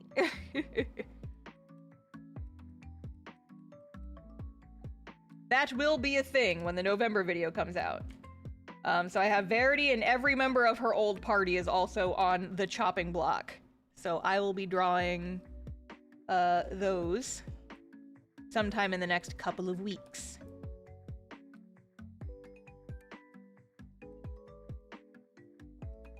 But yeah, so there's Roden and Verity are the main two, but then there's also there's Darius, who is just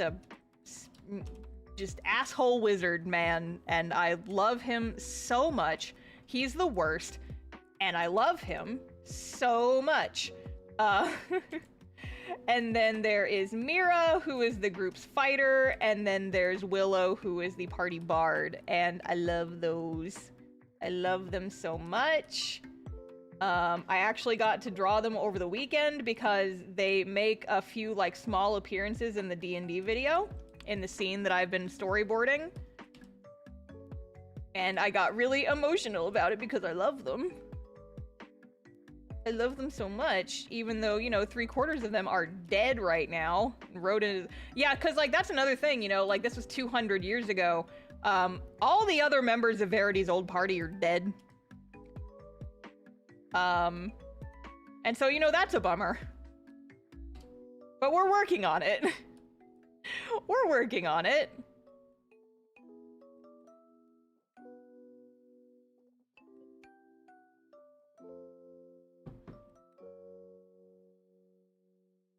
Darius, at the very least, will eventually get revived because he was, you know, like a smart-ass wizard man.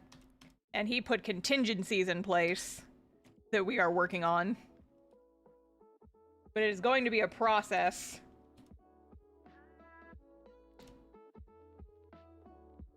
Because of silly spell nonsense. And so it's like, we're going to get him revived, but it's going to involve either waiting like 4 months for a clone of Verity to get made, or they go and they fight the monster that killed her 200 years ago, and they are able to locate her skeleton, which could also work. But they've been searching, like, the party has been searching for Verity's, like, her old party, like, spent, you know, years trying to find the monster that killed her so that they could, like, get her corpse back from it, and they never succeeded. And so they're like, we'll see which one's faster. It's gonna be kind of a race now. But in the meantime, we're working on some other things that will be starting next session, and I'm excited about it. That will be next Thursday, though. Because this week we are not playing D&D, and I cry.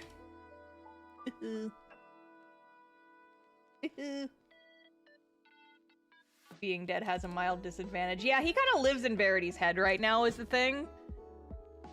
He kind of like... He insists he's not a ghost, but he's basically a ghost. He put part of his soul into, like, this fantasy AI, basically. And the fantasy AI talks to Verity in her brain. Because, you know, wizard bullshit. He can just do that. And also a fun thing is that, Darius and Rodin do not get along very well.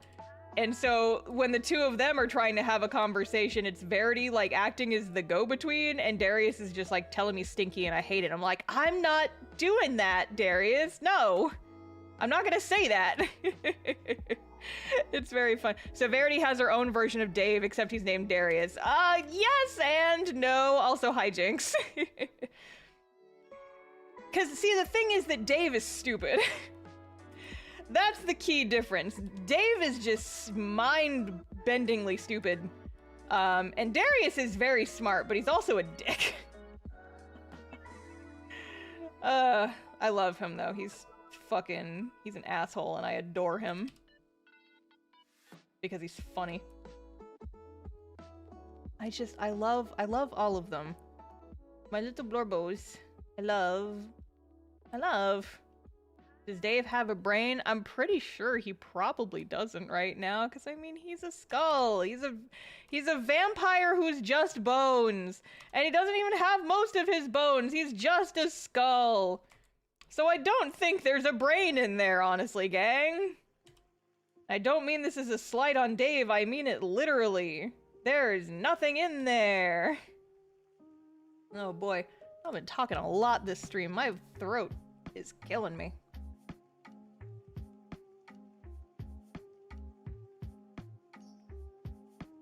How would you even kill him? Just plop him into the sunshine, honestly. There's several different ways to kill a Dave.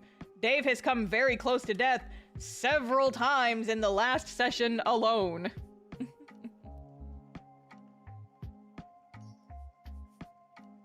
I love how all of your live streams have the vibe of an out-of-context clip compilation. Yup, people have made those in the past, and they make me chuckle very hard. They make me giggle.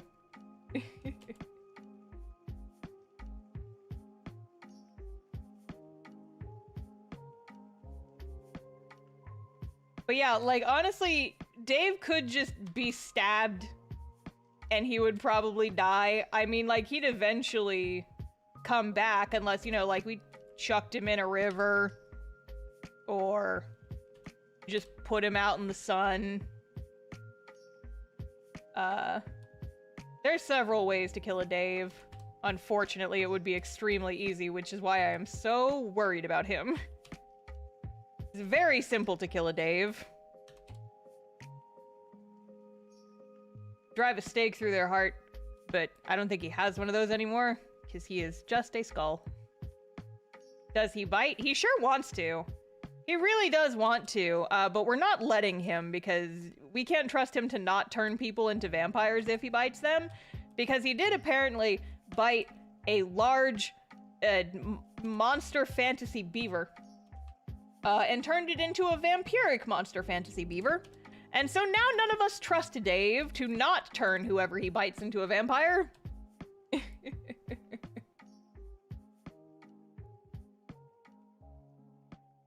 And so for right now, he just lives as a skull, and he lives in a birdcage on Lapis's hip. He is basically her pet skeleton, and she loves him so much, but he's so dumb.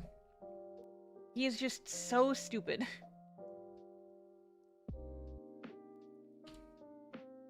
He is our beloved idiot, but he is an idiot.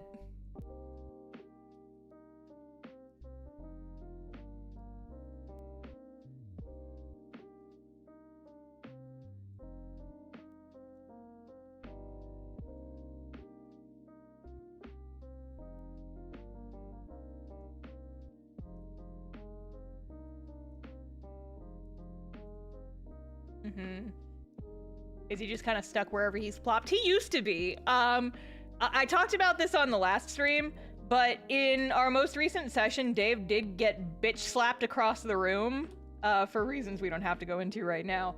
And he was just kind of stuck there for a while. I was under the impression that he could at least like wiggle around a little bit and just maybe like, you know, hop. He could maybe hop a little bit. But apparently he can't really even do that much, or maybe he's like a turtle and if he's flipped over, he can't right himself very well. But yeah, as of the most recent session, he has since had exactly 1 drop of a party member's blood, and he can now hover clumsily. So he will probably not be birdcage bound forever. But you know, another reason that he's in the birdcage is just to keep him, you know, out of the sun. So that is another reason why we have that.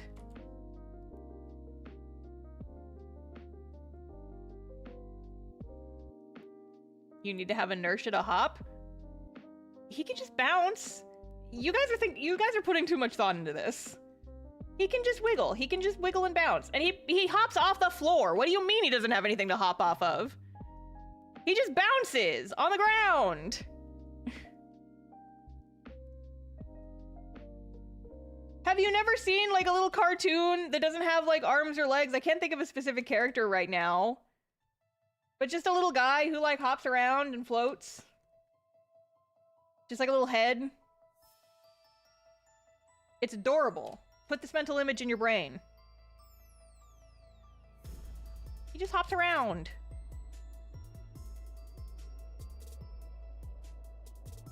It's like, have you ever tried to scoot a rolly chair without using your legs? How you just kind of like shift your weight and you can kind of sort of roll across the ground? That's how Dave moves. That's how he ambulates.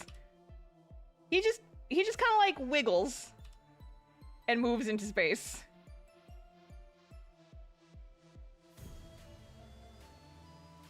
It's just the bones don't squish. You guys are no fun. You guys are no fun, you know that? With what muscles? It's a fantasy game! Play in the space! We're just here to have fun, and you guys are making it so serious. Oh, laws of physics. He's a fucking talking skull! He is a talking skull in a fantasy Dungeons and Dragons game. It's not that important. Why are y'all taking this too seriously? I'm sorry, Molly. I did not mean to scare you with my whacking the table. Hi, baby cat.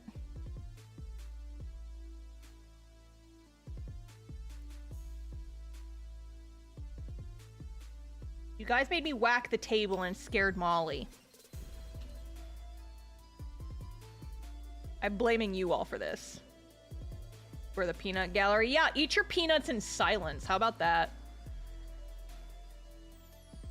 If you can't accept my fun little guy as just a little skull who can just hop around and have fun, you guys are being no fun. Examine your life choices.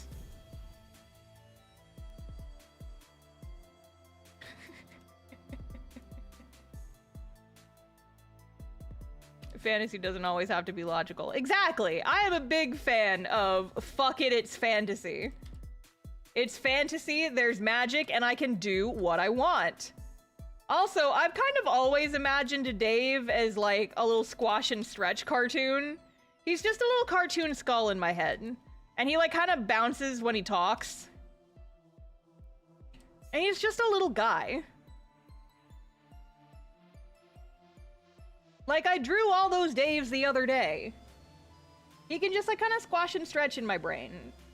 He's just a little fella. And we love him. Where is that image? Where are my Daves? Where's my huge page of Daves? Have I misplaced my page of Daves? Where's my page of Daves? No, did I never download my page of Daves to my computer? I guess I didn't. It's on social media though. You guys can go find my page of Daves if you want to see it so bad.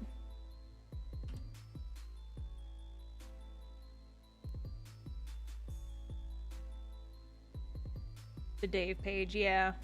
Drew a whole page of Dave's in my sketchbook because I love him so much, and I wanted to kind of like figure out how he would move in this hypothetical scenario wherein he is just a little bouncy skull.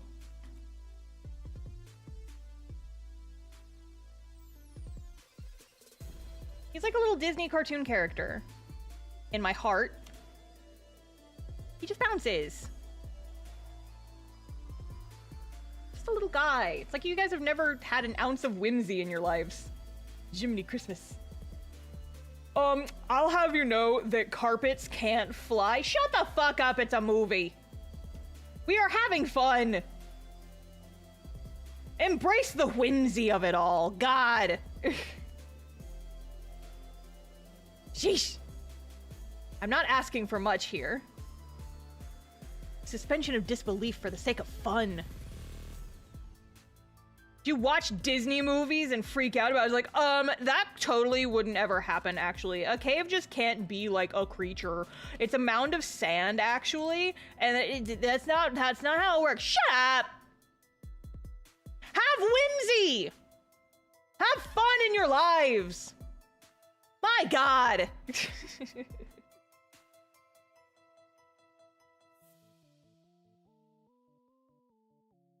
Welcome to the Tuesday stream, where I yell at my chat for not being whimsical enough.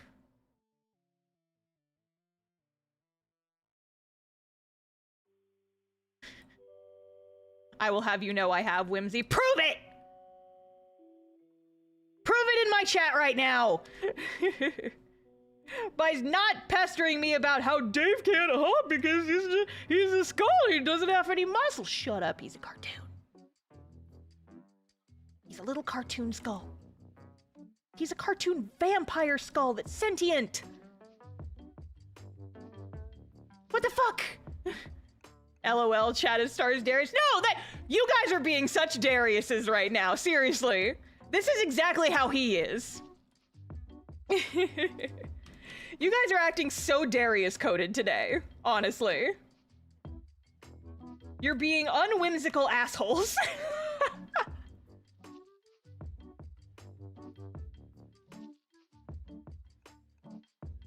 To the people who were not giving me shit about Dave, y'all are innocent. But if you gave me shit about Dave in chat, you know who you are. You're being a total Darius right now. And once you know more about his character, you will understand how scathing that is. Oh, man.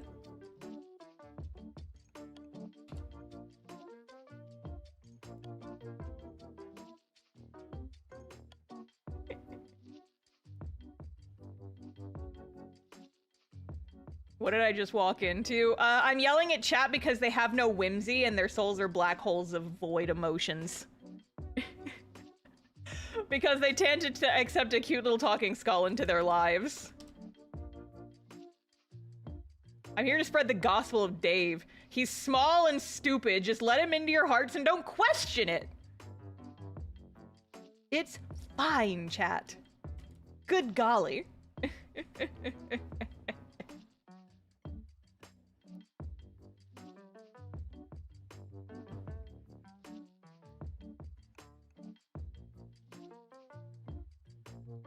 Here, tell you guys what.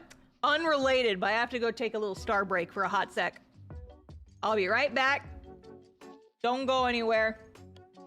I gotta go to the bathroom. I'll be right back. Bye.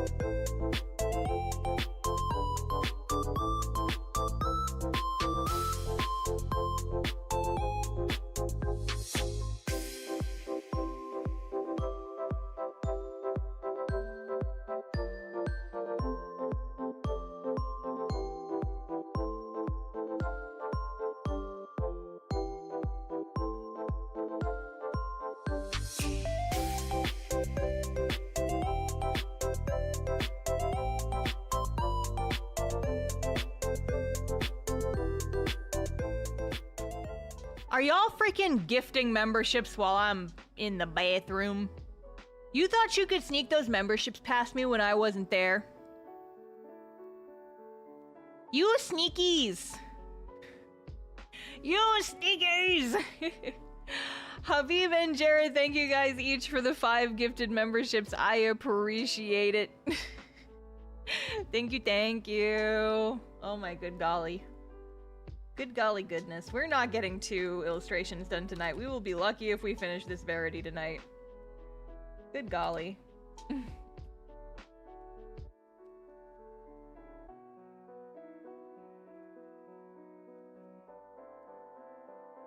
I love my baby girl, though. And I'm excited to have new art of her. One of the pieces that I want to do in the future, I don't think I'll do it for this video, but it is a picture I want to do. I want to draw Verity and her entire old party together in like a single image, like a group shot. I don't think I will do it for this video, but it's been on my list of stuff I want to draw for a long time. At some point, I will get around to it, perhaps.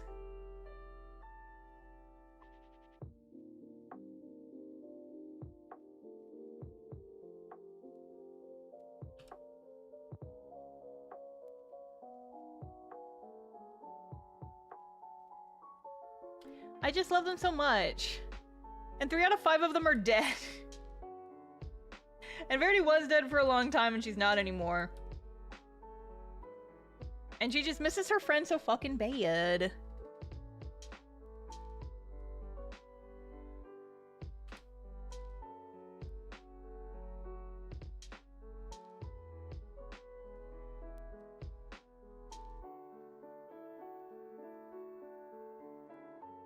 I love her.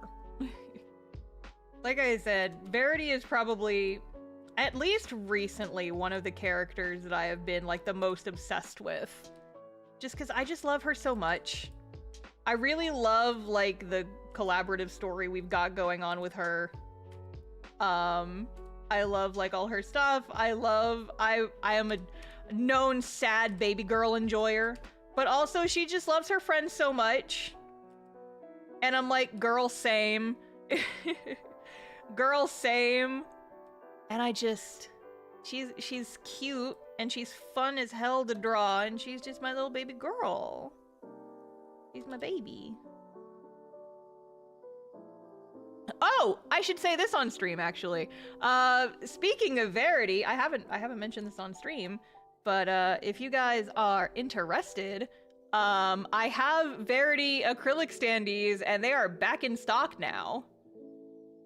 I have Verity standees, and they are back in the shop. They are, I've only got, I think I've sold like 2. Sort by newest. I gotta find her. There she is. There's my baby girl. Here. Baby girl alert. I put the message in the pinned comment.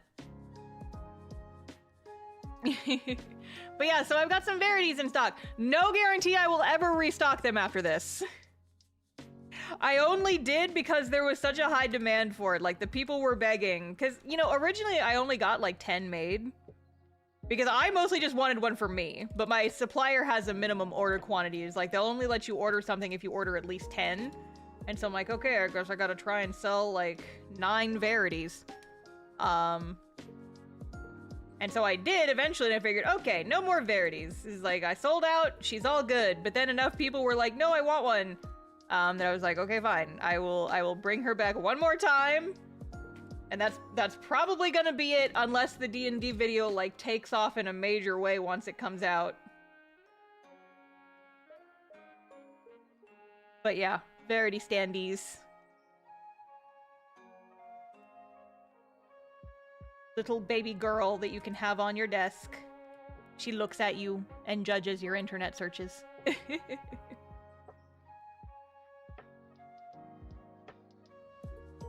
So if you too want a little baby girl for your desk, Yukin has one. And she will look at you nervously. Then you'll need to do the whole party. I know, I kind of want to.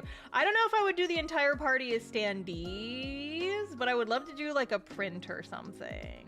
Or stickers. Stickers are an easier buy-in because they're cheaper to make. And I actually haven't made Verity stickers yet. Once I retire, it's like, if I sell out of this round of standees, I might just do stickers instead. But no, I do want to draw the party. Party sticker sheet, that could be fun. That could be fun. The only thing with like that is, you know, these are not, once it gets to a point where it's not just my characters.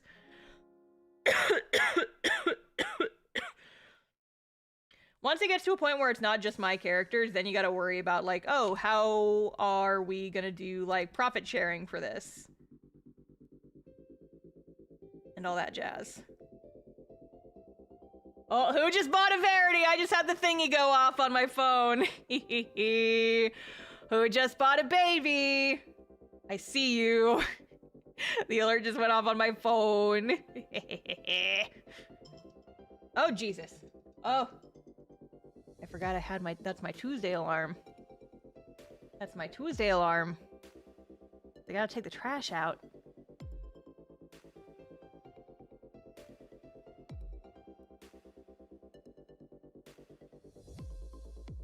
But yeah, I still need to do the What's Left of Us merch too. I just haven't had time, and I haven't really been focusing on making new merch because I've been taking a convention hiatus.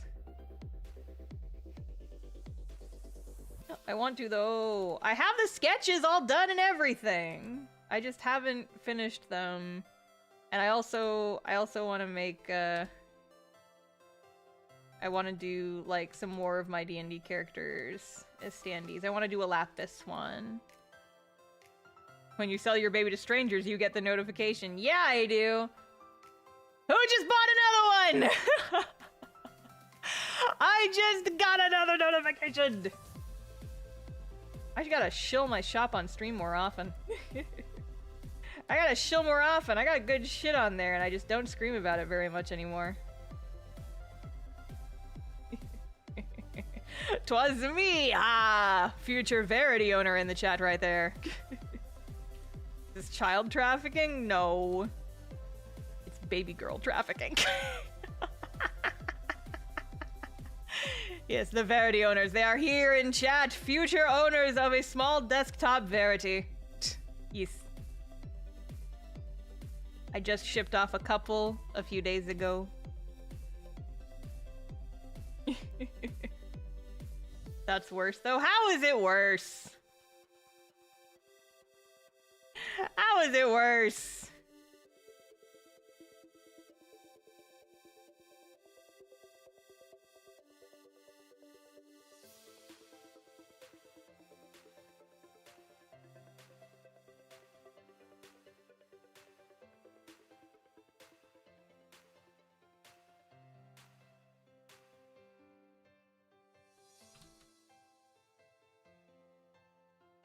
Oh man, my throat legitimately hurts though.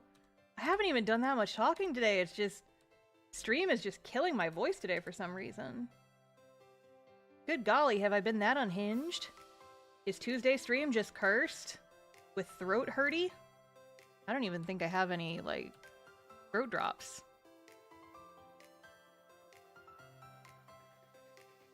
I don't have any soothing throat drops that I can take after stream. I gotta buy some more of those when I go to the store next time.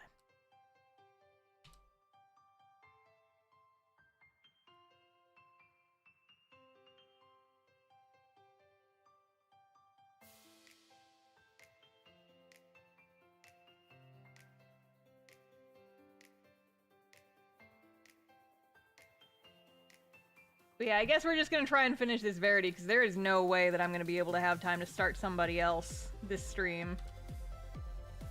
But you know, just getting like one character all the way done will be good. Because that's, I believe, 2 out of 10 drawings I have to do for the part 2 video.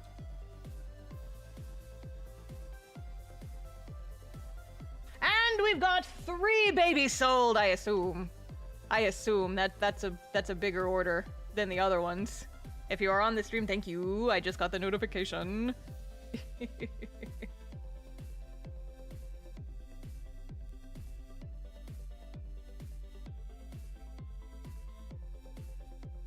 I'm selling out of my babies.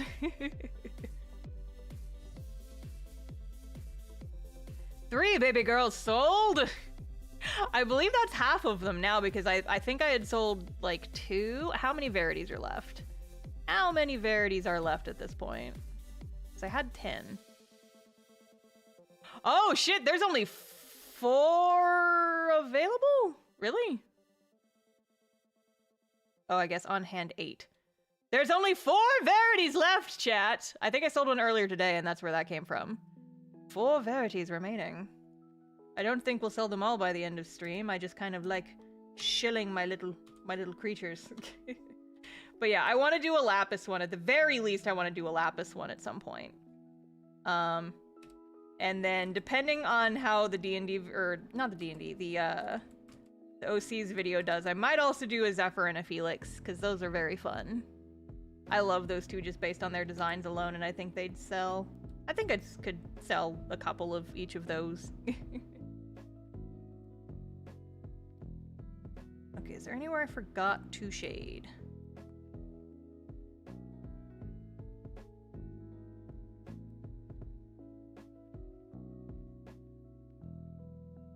But yeah, another thing, I just think it's really cool, and I appreciate that folks are like so into my OCs that you're willing to like buy stuff for characters who aren't even associated with the comic. Because like I said, the comic I can understand people buying merch of because like the story is there and you can read it and it's easy to get into. But like merch of my just like D&D characters is so wild to me like every time it sells, because the only way you guys hear about those characters is just from me screaming about them. And I mean, I'm sure that like maybe a couple of people have bought them just because they like the designs, which is, you know, awesome in an entirely separate way. But I love my babies. I love paladins like Verity because I love characters with big armor. Yeah, I was never like a huge fan of like the knight paladin stereotype, but so Verity's whole thing is that like she doesn't like to get hurt and she doesn't like her friends getting hurt, and so she takes on the role of like this big armored tanky fighter to protect herself, but also to better help her protect her friends is more the reason. And so she's like very much, you know, like this white knight, but she does it 100% out of love. She does it out of love because she loves her friends.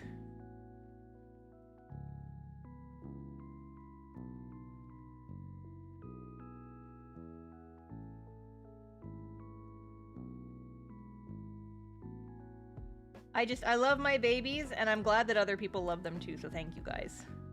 Thank you for also loving my baby girls. And my baby boys. We'll include them in this. Naomi loves her too. Well, she loves Naomi, damn it! Ah! Cute babies. They're cute babies. I love them.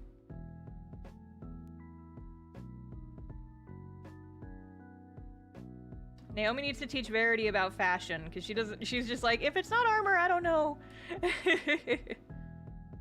She's like a big armor nerd, but you try and put her in a dress and she doesn't know what to do with herself. Well, I guess she wears a dress, but you try to get her to dress fancy. And she's just like, I don't know what's going on anymore. Alrighty. Whoa, wrong button.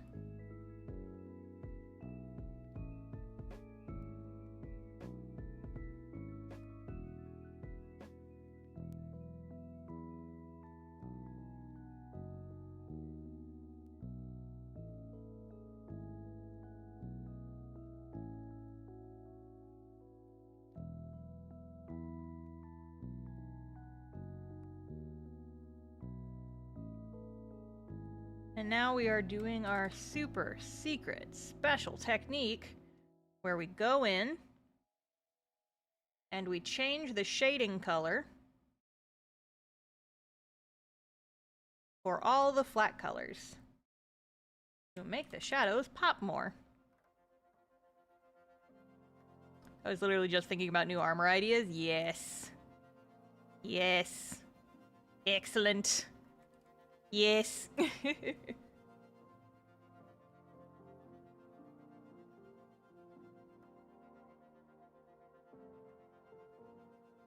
Yeah, I kind of draw Verity's armor a little bit different every time I draw it. I need to, like, settle on a design. But also I like to imagine that she's, like, kind of upgraded or changed her armor set as she kind of, like, goes through the story. Because she definitely had a set of plate armor that she started with. And then I imagine, you know, once the first story arc was over and they got to Mirabar, which is where Rodin lives, she probably upgraded a few things, added to the set, like swapped out a few pieces, changed a few things, you know, that kind of thing.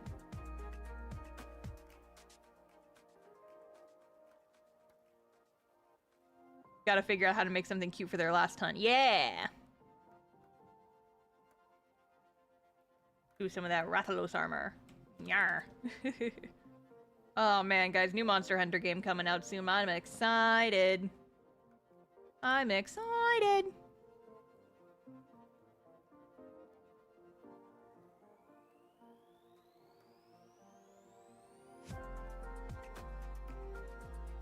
I wonder if I should stream that. That might be fun. I remember streaming Monster Hunter when Worlds came out, but I haven't streamed any of the games recently. But that's a fun game to play on stream. Be doing Switch or PC. I mean, I want it on the Switch, but I know that if I want to play it co-op, we're probably gonna have to get it on the PC.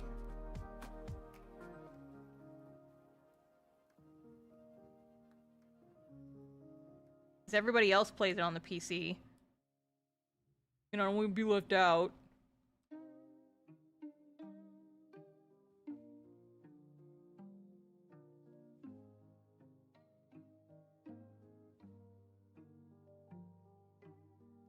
But yeah, we gotta get a squad together, do some monster hunting when that game comes out. I need to watch, like, the newer trailers they released. I've only ever watched, like, the very first announcement trailer. I haven't actually looked at any of the newer stuff yet. Like, I know it's there, I just haven't checked it out yet.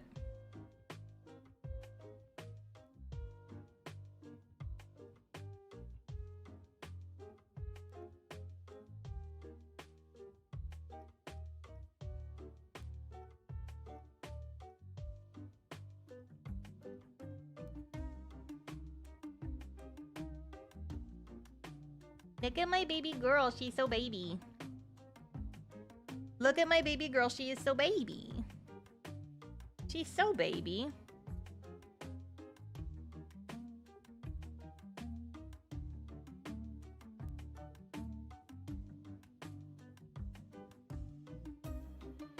Verity's eye color kind of changes every now and again, too.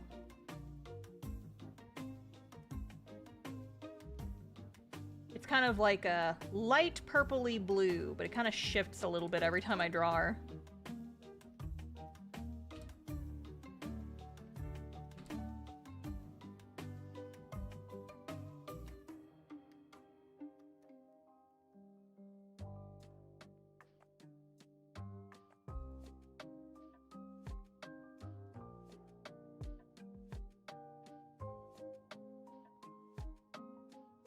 Side effects of sketchy resurrection. Yeah, her eyes just kind of change color sometimes. Don't worry about it.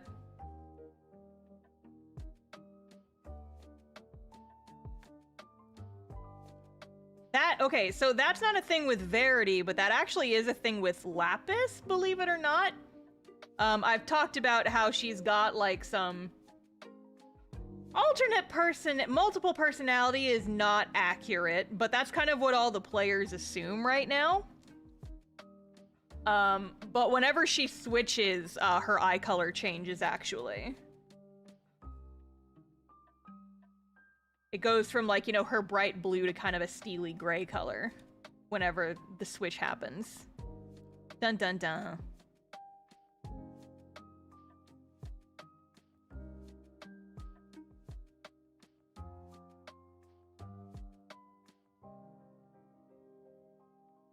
Baby girl.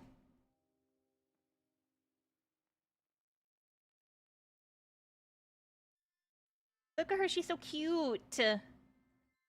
See, you know you've drawn a good Verity if she kind of, even when she's smiling, she just kind of looks like she's on the verge of tears always, a little bit.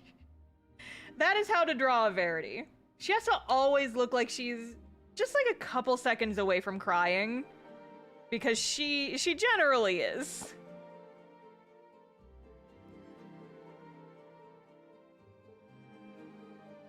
She's a very emotional character, and I love her very much.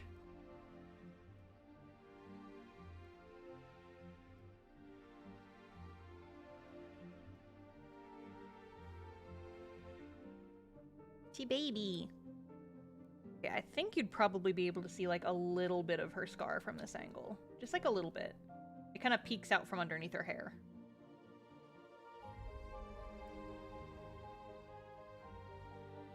So one of the reasons the hair covers this side of her face is because she does have a big gnarly scar under there. You can see it in like other art that I've done of the baby girl. Here, I can actually... no, wrong button.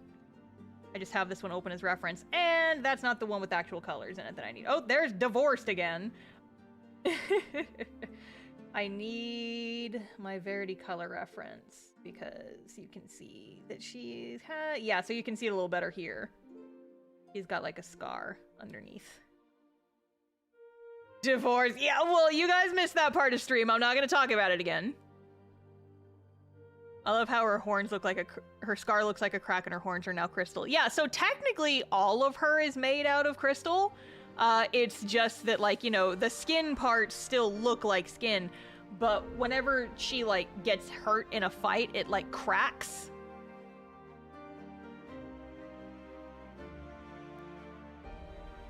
And so it's very different, but it's fun.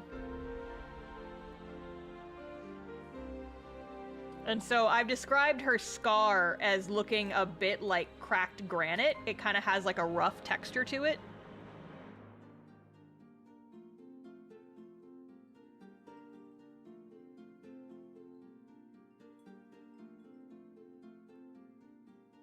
And so she's got the one on her face, and that's the one that she was resurrected. That one was already there when she was resurrected. That actually came from the scar she got when that's where she was hit in the attack that killed her, essentially. But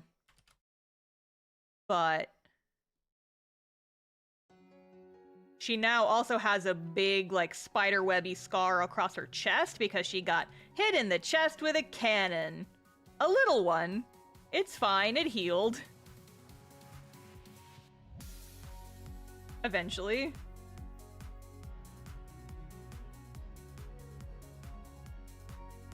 What class is she? She's a paladin! A devotion paladin, specifically.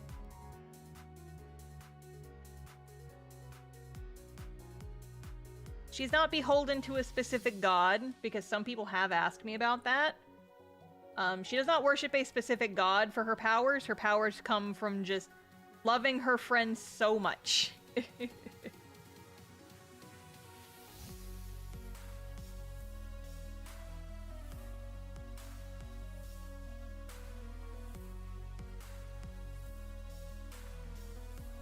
She didn't die, so it's okay. No, she defo did die. She was definitely dead for a while there. She just isn't anymore. Oh, you're talking about when she got shot with the cannon. No, that didn't kill her, but it could have. It could have. If she was not the tank of the party, it may very well have killed her, but she survived and she's fine. Gave Rodin a fucking heart attack, though. I actually made a comic about it. I can find that one real quick. Give me a sec. Give me a sec. Where's that? Oh, I drew that a while ago. Where is it? Here we go. A silly little comic. So this is like a canon event. This is something that actually happened. So she like came back to Rodin's house after this fight, and she's like, hey, can I borrow your forge? I need to fix a dent in my armor. And he's like, yeah, that's fine, but how the hell did you dent it? And she's just like, oh, you know, I got shot with a cannon. And he's just like, ugh. He's just like, ugh. Oh, but yeah, so there's like her chest scar from the cannon. Yeah, so these are just some doodles I did a while back of the baby girl. And also Rodin just being like, what, bruh? Yeah. I actually did end up coloring that one more. Let me find it. Yes, I made a meme about it because that face just kept making me giggle. And so I did some more, I just finished this piece a little more.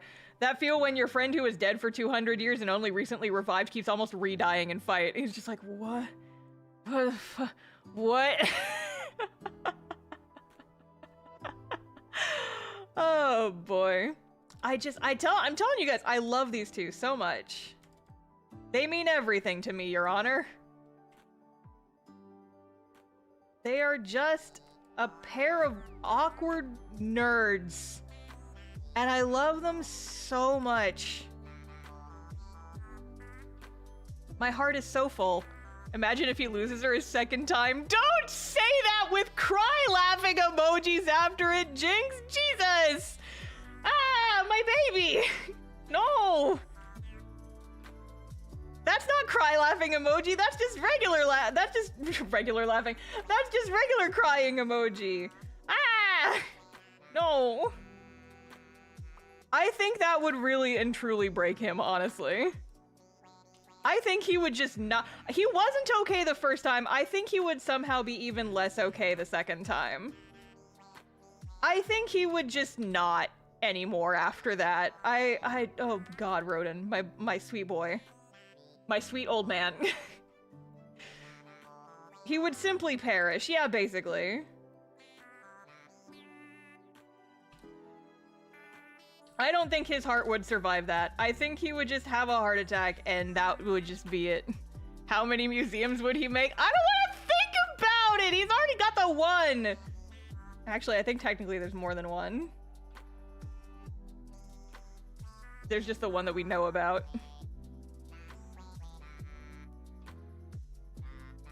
Yeah, I like that cute Animal Crossing music is playing while we talk about what would be a very sad thing to happen. My heart. It aches.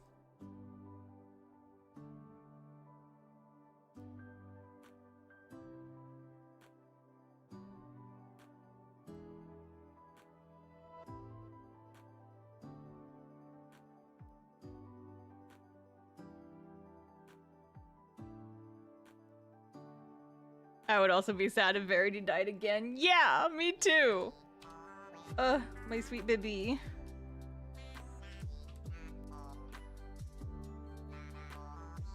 Luckily, she is very hard to kill right now. She is in a state where she is very hard to kill. Like, she has healing magic just built in now. Very hard to kill baby. Baby is not invincible, but baby would be very hard to kill.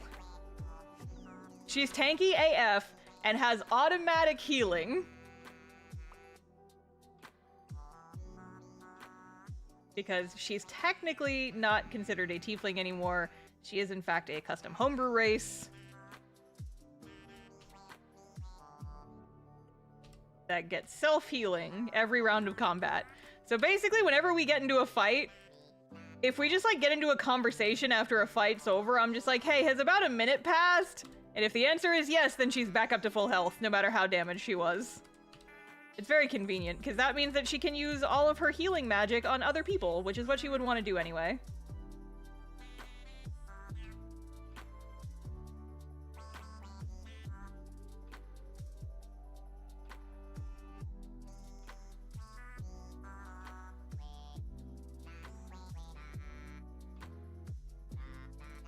Look at my little baby, she's baby. I love her. Just realized, whoa! That's the wrong button. That was the wrong button. That was the wrong button, hello?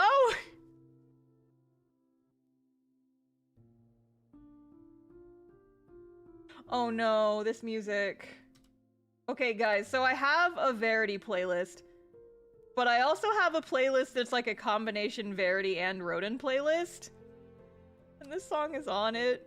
Because I imagine this is like reunification theme. Like sad Wind Waker music.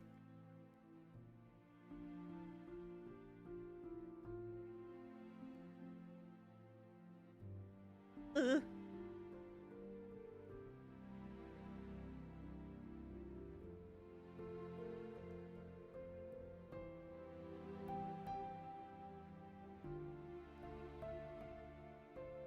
ship playlist? Kinda. I call it 200 Years of Pining.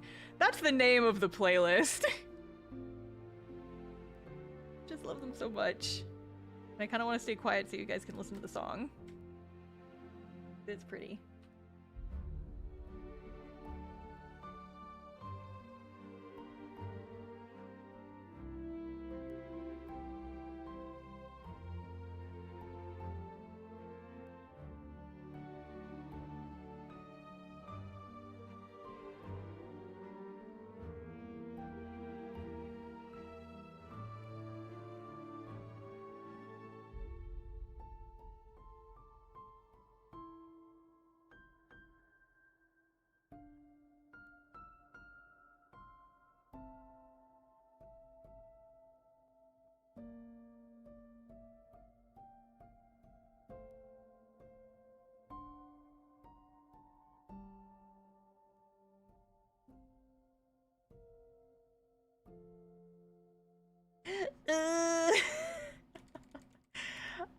You ever just get emotional about your D&D characters?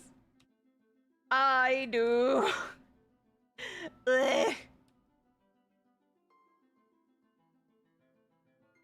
You ever just make a playlist of sad, pining music and just listen to that all the time? Because you're sad, but also because you have emotions. Sometimes you just need to feel emotions, and in order to feel emotions, you just put on your sad girl playlist. Yeah. Start giving herself emotional damage. Listen! Don't call me out like this, it's rude. On my live stream, even? How dare. You will be punished.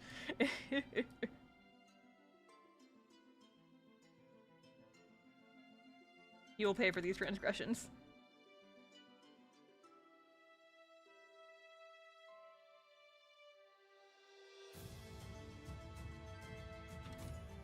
Also, yes, I know these colors look kind of whack. I'm gonna go back in and change them later. Just trying to get the colors down first. All in their right places.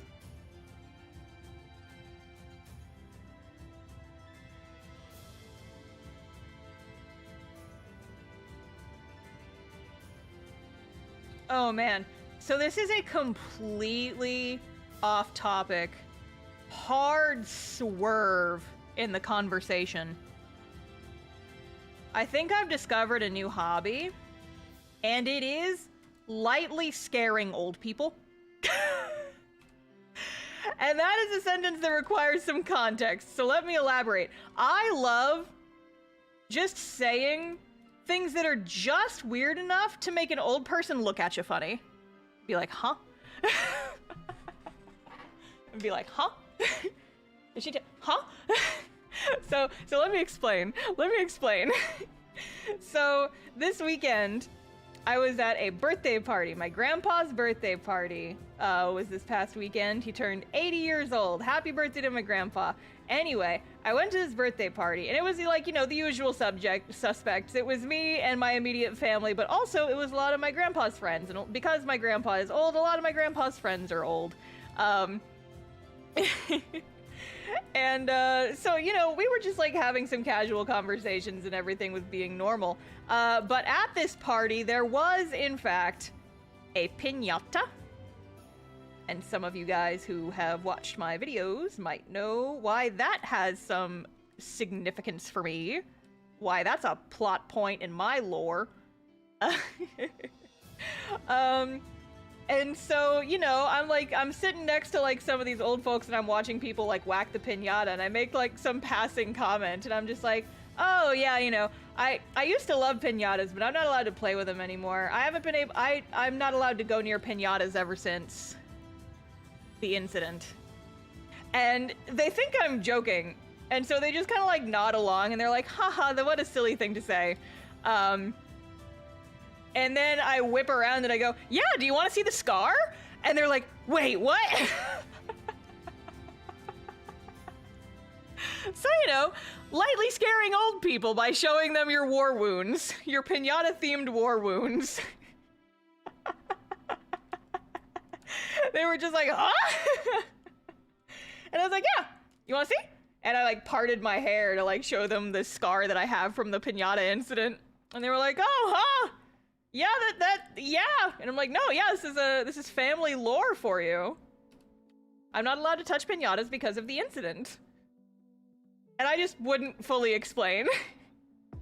So I think that might be my new favorite thing. It's just like saying something that's just weird enough for an old person to go, huh? Because this is not the first time I've gotten to do that. But every time it happens, it's very funny. And it brings me just so much joy in my heart whenever I say something that makes a person look like they're a little bit scared of me. Not like actually like vector levels of scared at me. No, that's different. I just want people to be like a little bit intimidated by me because I just say shit sometimes. Oh my god, you're the cool cousin. I sincerely hope that I am. I know I'm the cool cousin for at least one of my cousins because the last time I went up to visit, I had never met this kid. He's like 11. And I had never met him before because he lives far enough away that I don't really get to see that part of my family very much.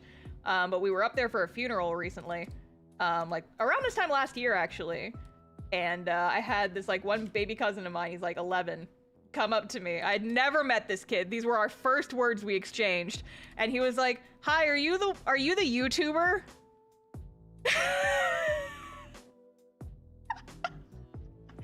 I watch your videos and I was like, yeah, hi, nice to meet you.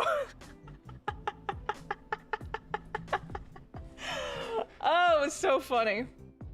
Oh, it was so funny. I'm like, yeah, technically you're not incorrect. And then I spent the rest of the night teaching him how to draw on my iPad.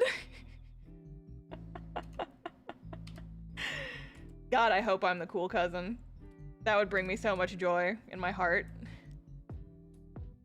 Okay, but you are the YouTuber. I am. It's true. I'm the YouTuber. I'm the YouTuber cousin. I've got my play button on my mantle. What?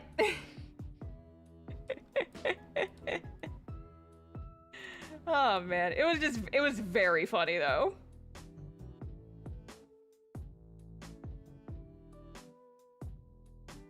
Made me giggle. Gave me a hearty chuckle.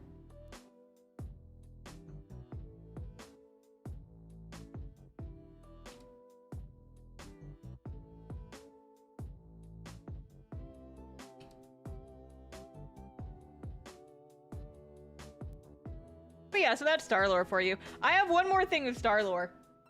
Is that I had to do this is kind of back on the topic of scaring old people slightly. I did jury duty a while back. And on my way out of jury duty, me and like a bunch of other people were dismissed early. They're like, okay, we don't need all y'all. So we're gonna let some of y'all go home early.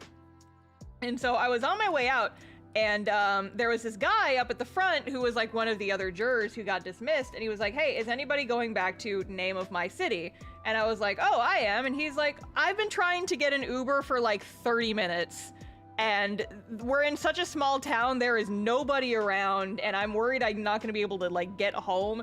Would I be able to pay you to give me a ride home? And it's like a 40-minute drive back to where I live, but where he lives was like very close to my house. And I almost didn't, because that's like how true crime stories start, right? And like, if we had not just been at jury duty, I probably would have said no. But also it's just like, if this guy has any kind of weapon on him, they would have found it because they searched us all very thoroughly when we went into this building. And so I was just kind of like, yeah, okay, fine. Don't be weird. And he's like, I will be so normal. And I'm like, yeah, you better. And so we're driving home in this car, in my car. And, you know, we're just kind of like talking, telling stories. He's like a perfectly nice guy. It was very normal. But, you know, because we're telling stories and kind of shooting the shit, I'm telling some of my stories. And I basically shared like a lot of the stories that I have shared on my YouTube channel. I told him about how I got stabbed in high school. I told him about like, I think I might have told him the piñata story. I was just like kind of shooting the shit with this guy and a lot of these stories came up. And then at some point, right before we like get into like the town that I'm headed to, he's like, man, you know, you were like kind of nervous about letting me into your car. but I'm kind of scared of you now, actually. And I'm like, what? Why? It was just like, because you've been sitting here telling me all these stories about how you've been, like, stabbed and stuff. And I'm like, well, yeah, but that was a long time ago. It was very funny. It was very funny. And so I think I just enjoy just being a little intimidating to strangers. And it's funnier if the strangers are old. So that's my story, and I'm sticking with it.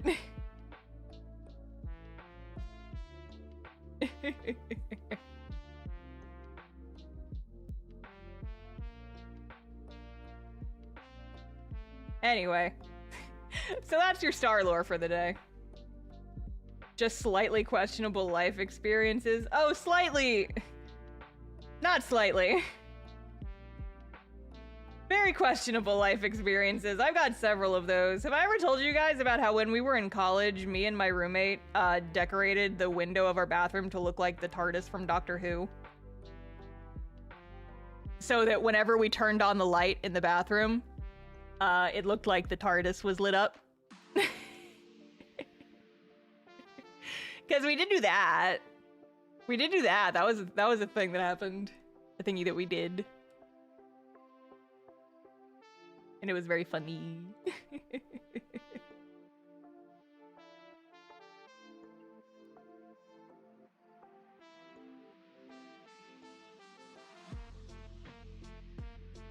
And see, the worst part is, like, I would have put photos of that, but fucking Facebook deactivated my account for something I didn't even do, and so I don't have those images anymore, and I'm very sad.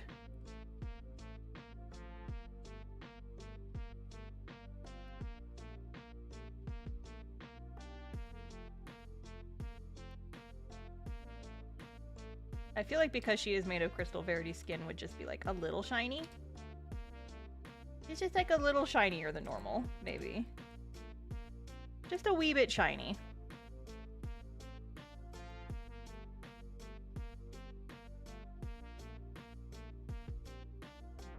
I'm gonna have to tweak these colors later because it's so late at night.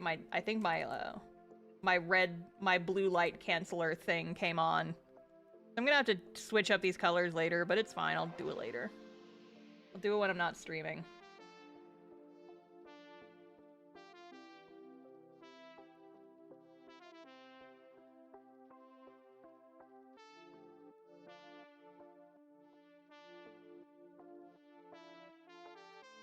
This is my little crystal baby. He's my little crystal-y baby. One of these days, I want to actually buy, like, a proper crystal dice set for Verity. Because, you know, you can find dice sets that are actually made of, like, amethyst and shit. And, like, quartz and stuff. I've seen them, and I love them. But I have to find a set that's, like, the exact kind of pinkish lavender that she is, that, like, her crystal stuff is. And so far, I have not found one. But if I find a set that's like the exact color, name your price! Because oh my god, I would love like an actual legit rock crystal set of dice. I have a couple of sets that I use for her. One is like just a resin set that looks pretty similar. And then Jinx actually got me a set at MomoCon that is the one that I've been using ever since then. That's like kind of sparkly purple, and it's got like the hard edges, so it's really cool. That one's the current front runner, the current winner. But I would love to like someday, if I could find like some crystal dice sets. I've always wanted to own one of those too, right? They look so pretty. They look so pretty. I would love to own like some crystal dice. They're expensive, so I gotta make sure that I get like, they have to be the perfect color. I'm not spending however much it's gonna cost to get a set like that.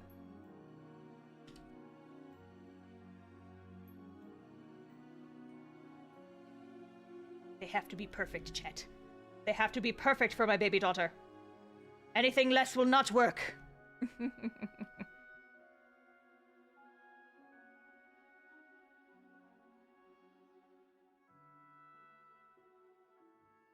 But yeah, it's just kind of funny. Ever since Verity became just like, ever since I started playing her, I've kind of grown a new appreciation for lavender as a color. I just bought a new pen case that's lavender. I have a sketchbook that's lavender. I didn't notice it until recently because there's like a bunch of stickers in my phone case, but my phone is lavender and I've had that for years. That's not Verity related, that's just funny. But do you ever change things about yourself because of a D&D character? I'm just like, oh, I think I really like lavender now. Because it reminds me of her. And then, you know, you start thinking about your little sad little blorbos, and I've been, you know, answering asks about them on Tumblr, and somebody a while ago asked what's the D&D crew's, like, favorite flowers, if they have any. And I'm like, I don't know what Rodin's favorite flower would be necessarily, but I feel like he probably keeps purple ones around his house because it reminds him of Verity. And then I get sad again! Ah! And then I get sad! I do it to myself! I can't help it! I just love my babies! Ugh.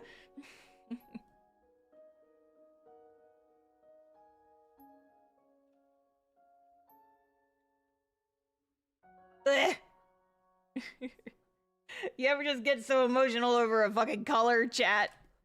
I die. I die, I'm dead, I have died. Ah, my babies, my heart, it hurts. Put me in the wambulance because I'm crying. Ugh.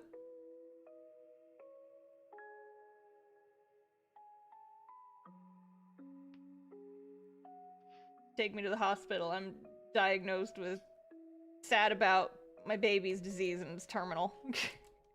Sad about blorbos.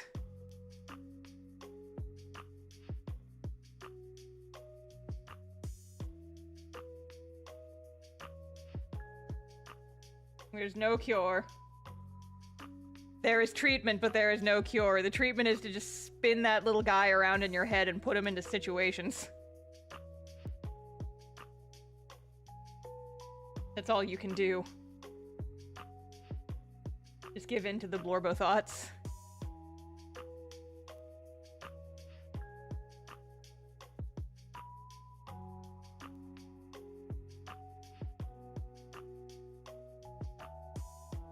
You should try metal dice sometime. See, I've never been into metal dice. They just don't do it for me. I prefer, like, if I was gonna spend a huge amount of money on a set of dice, I want a set of crystal dice. Because I am partial to pretty things. And I don't know, I've never seen a set of metal dice that I actually liked the look of. It's just a me thing, but...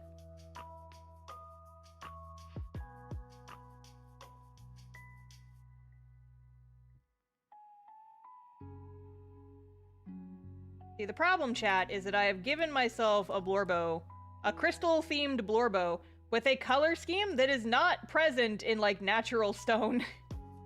I could have made her a more, like, royal purple, and then I could have gotten a set of amethyst dice for her, but no, I had to be pastel and whatever.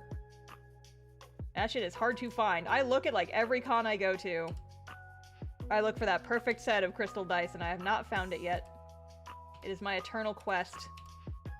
My Sisyphean task. Every time I go to a convention, I gotta check out all the dice booths, and I gotta look for a set of crystal dice that look close enough to Verity that I can justify buying them. And so far, I have come up unsuccessful every time.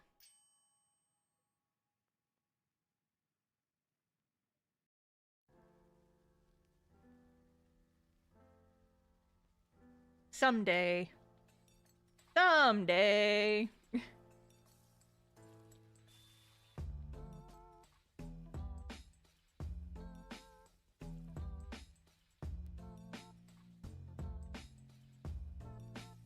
Oh yeah, I need to make her crystals glow.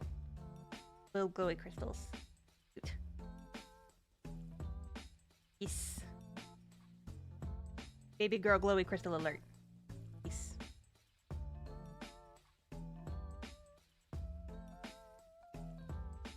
Colors are probably whack. Because my light sensitivity thing came on. But I don't feel like changing it right now, so I'll just screw with it later.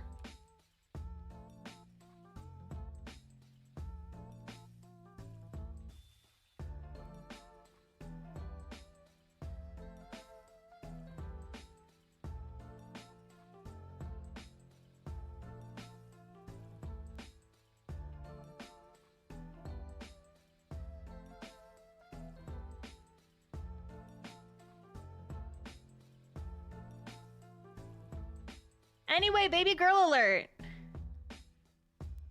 Baby girl alert. Points at her. Look at her. She's my baby. She's my baby, and I think I'm done. I think I'm done with baby. She baby. I'm gonna change the background color a little bit. She baby. She baby. Baby girl. Beloved. Sweet baby. Look at she. Look at she. Alright. So we are gonna go ahead and call it there, lads. I am going to go make dinner because I am hungry, and I'm going to go rest my voice. Because I am tired and I screamed too much this stream, apparently. I screamed too much about the blorbos. But yes, we will be streaming again on Friday! So thank you guys for joining us. We will be doing more blobo draws, probably more tiefling draws on Friday, so make sure you come back for that. And we will be streaming at least 2 times a week for the foreseeable future, until I get all the art done for this video that I've got coming up. But yeah, so thank you guys for joining me. I will see you guys next time. Fare thee well, friends. Bye!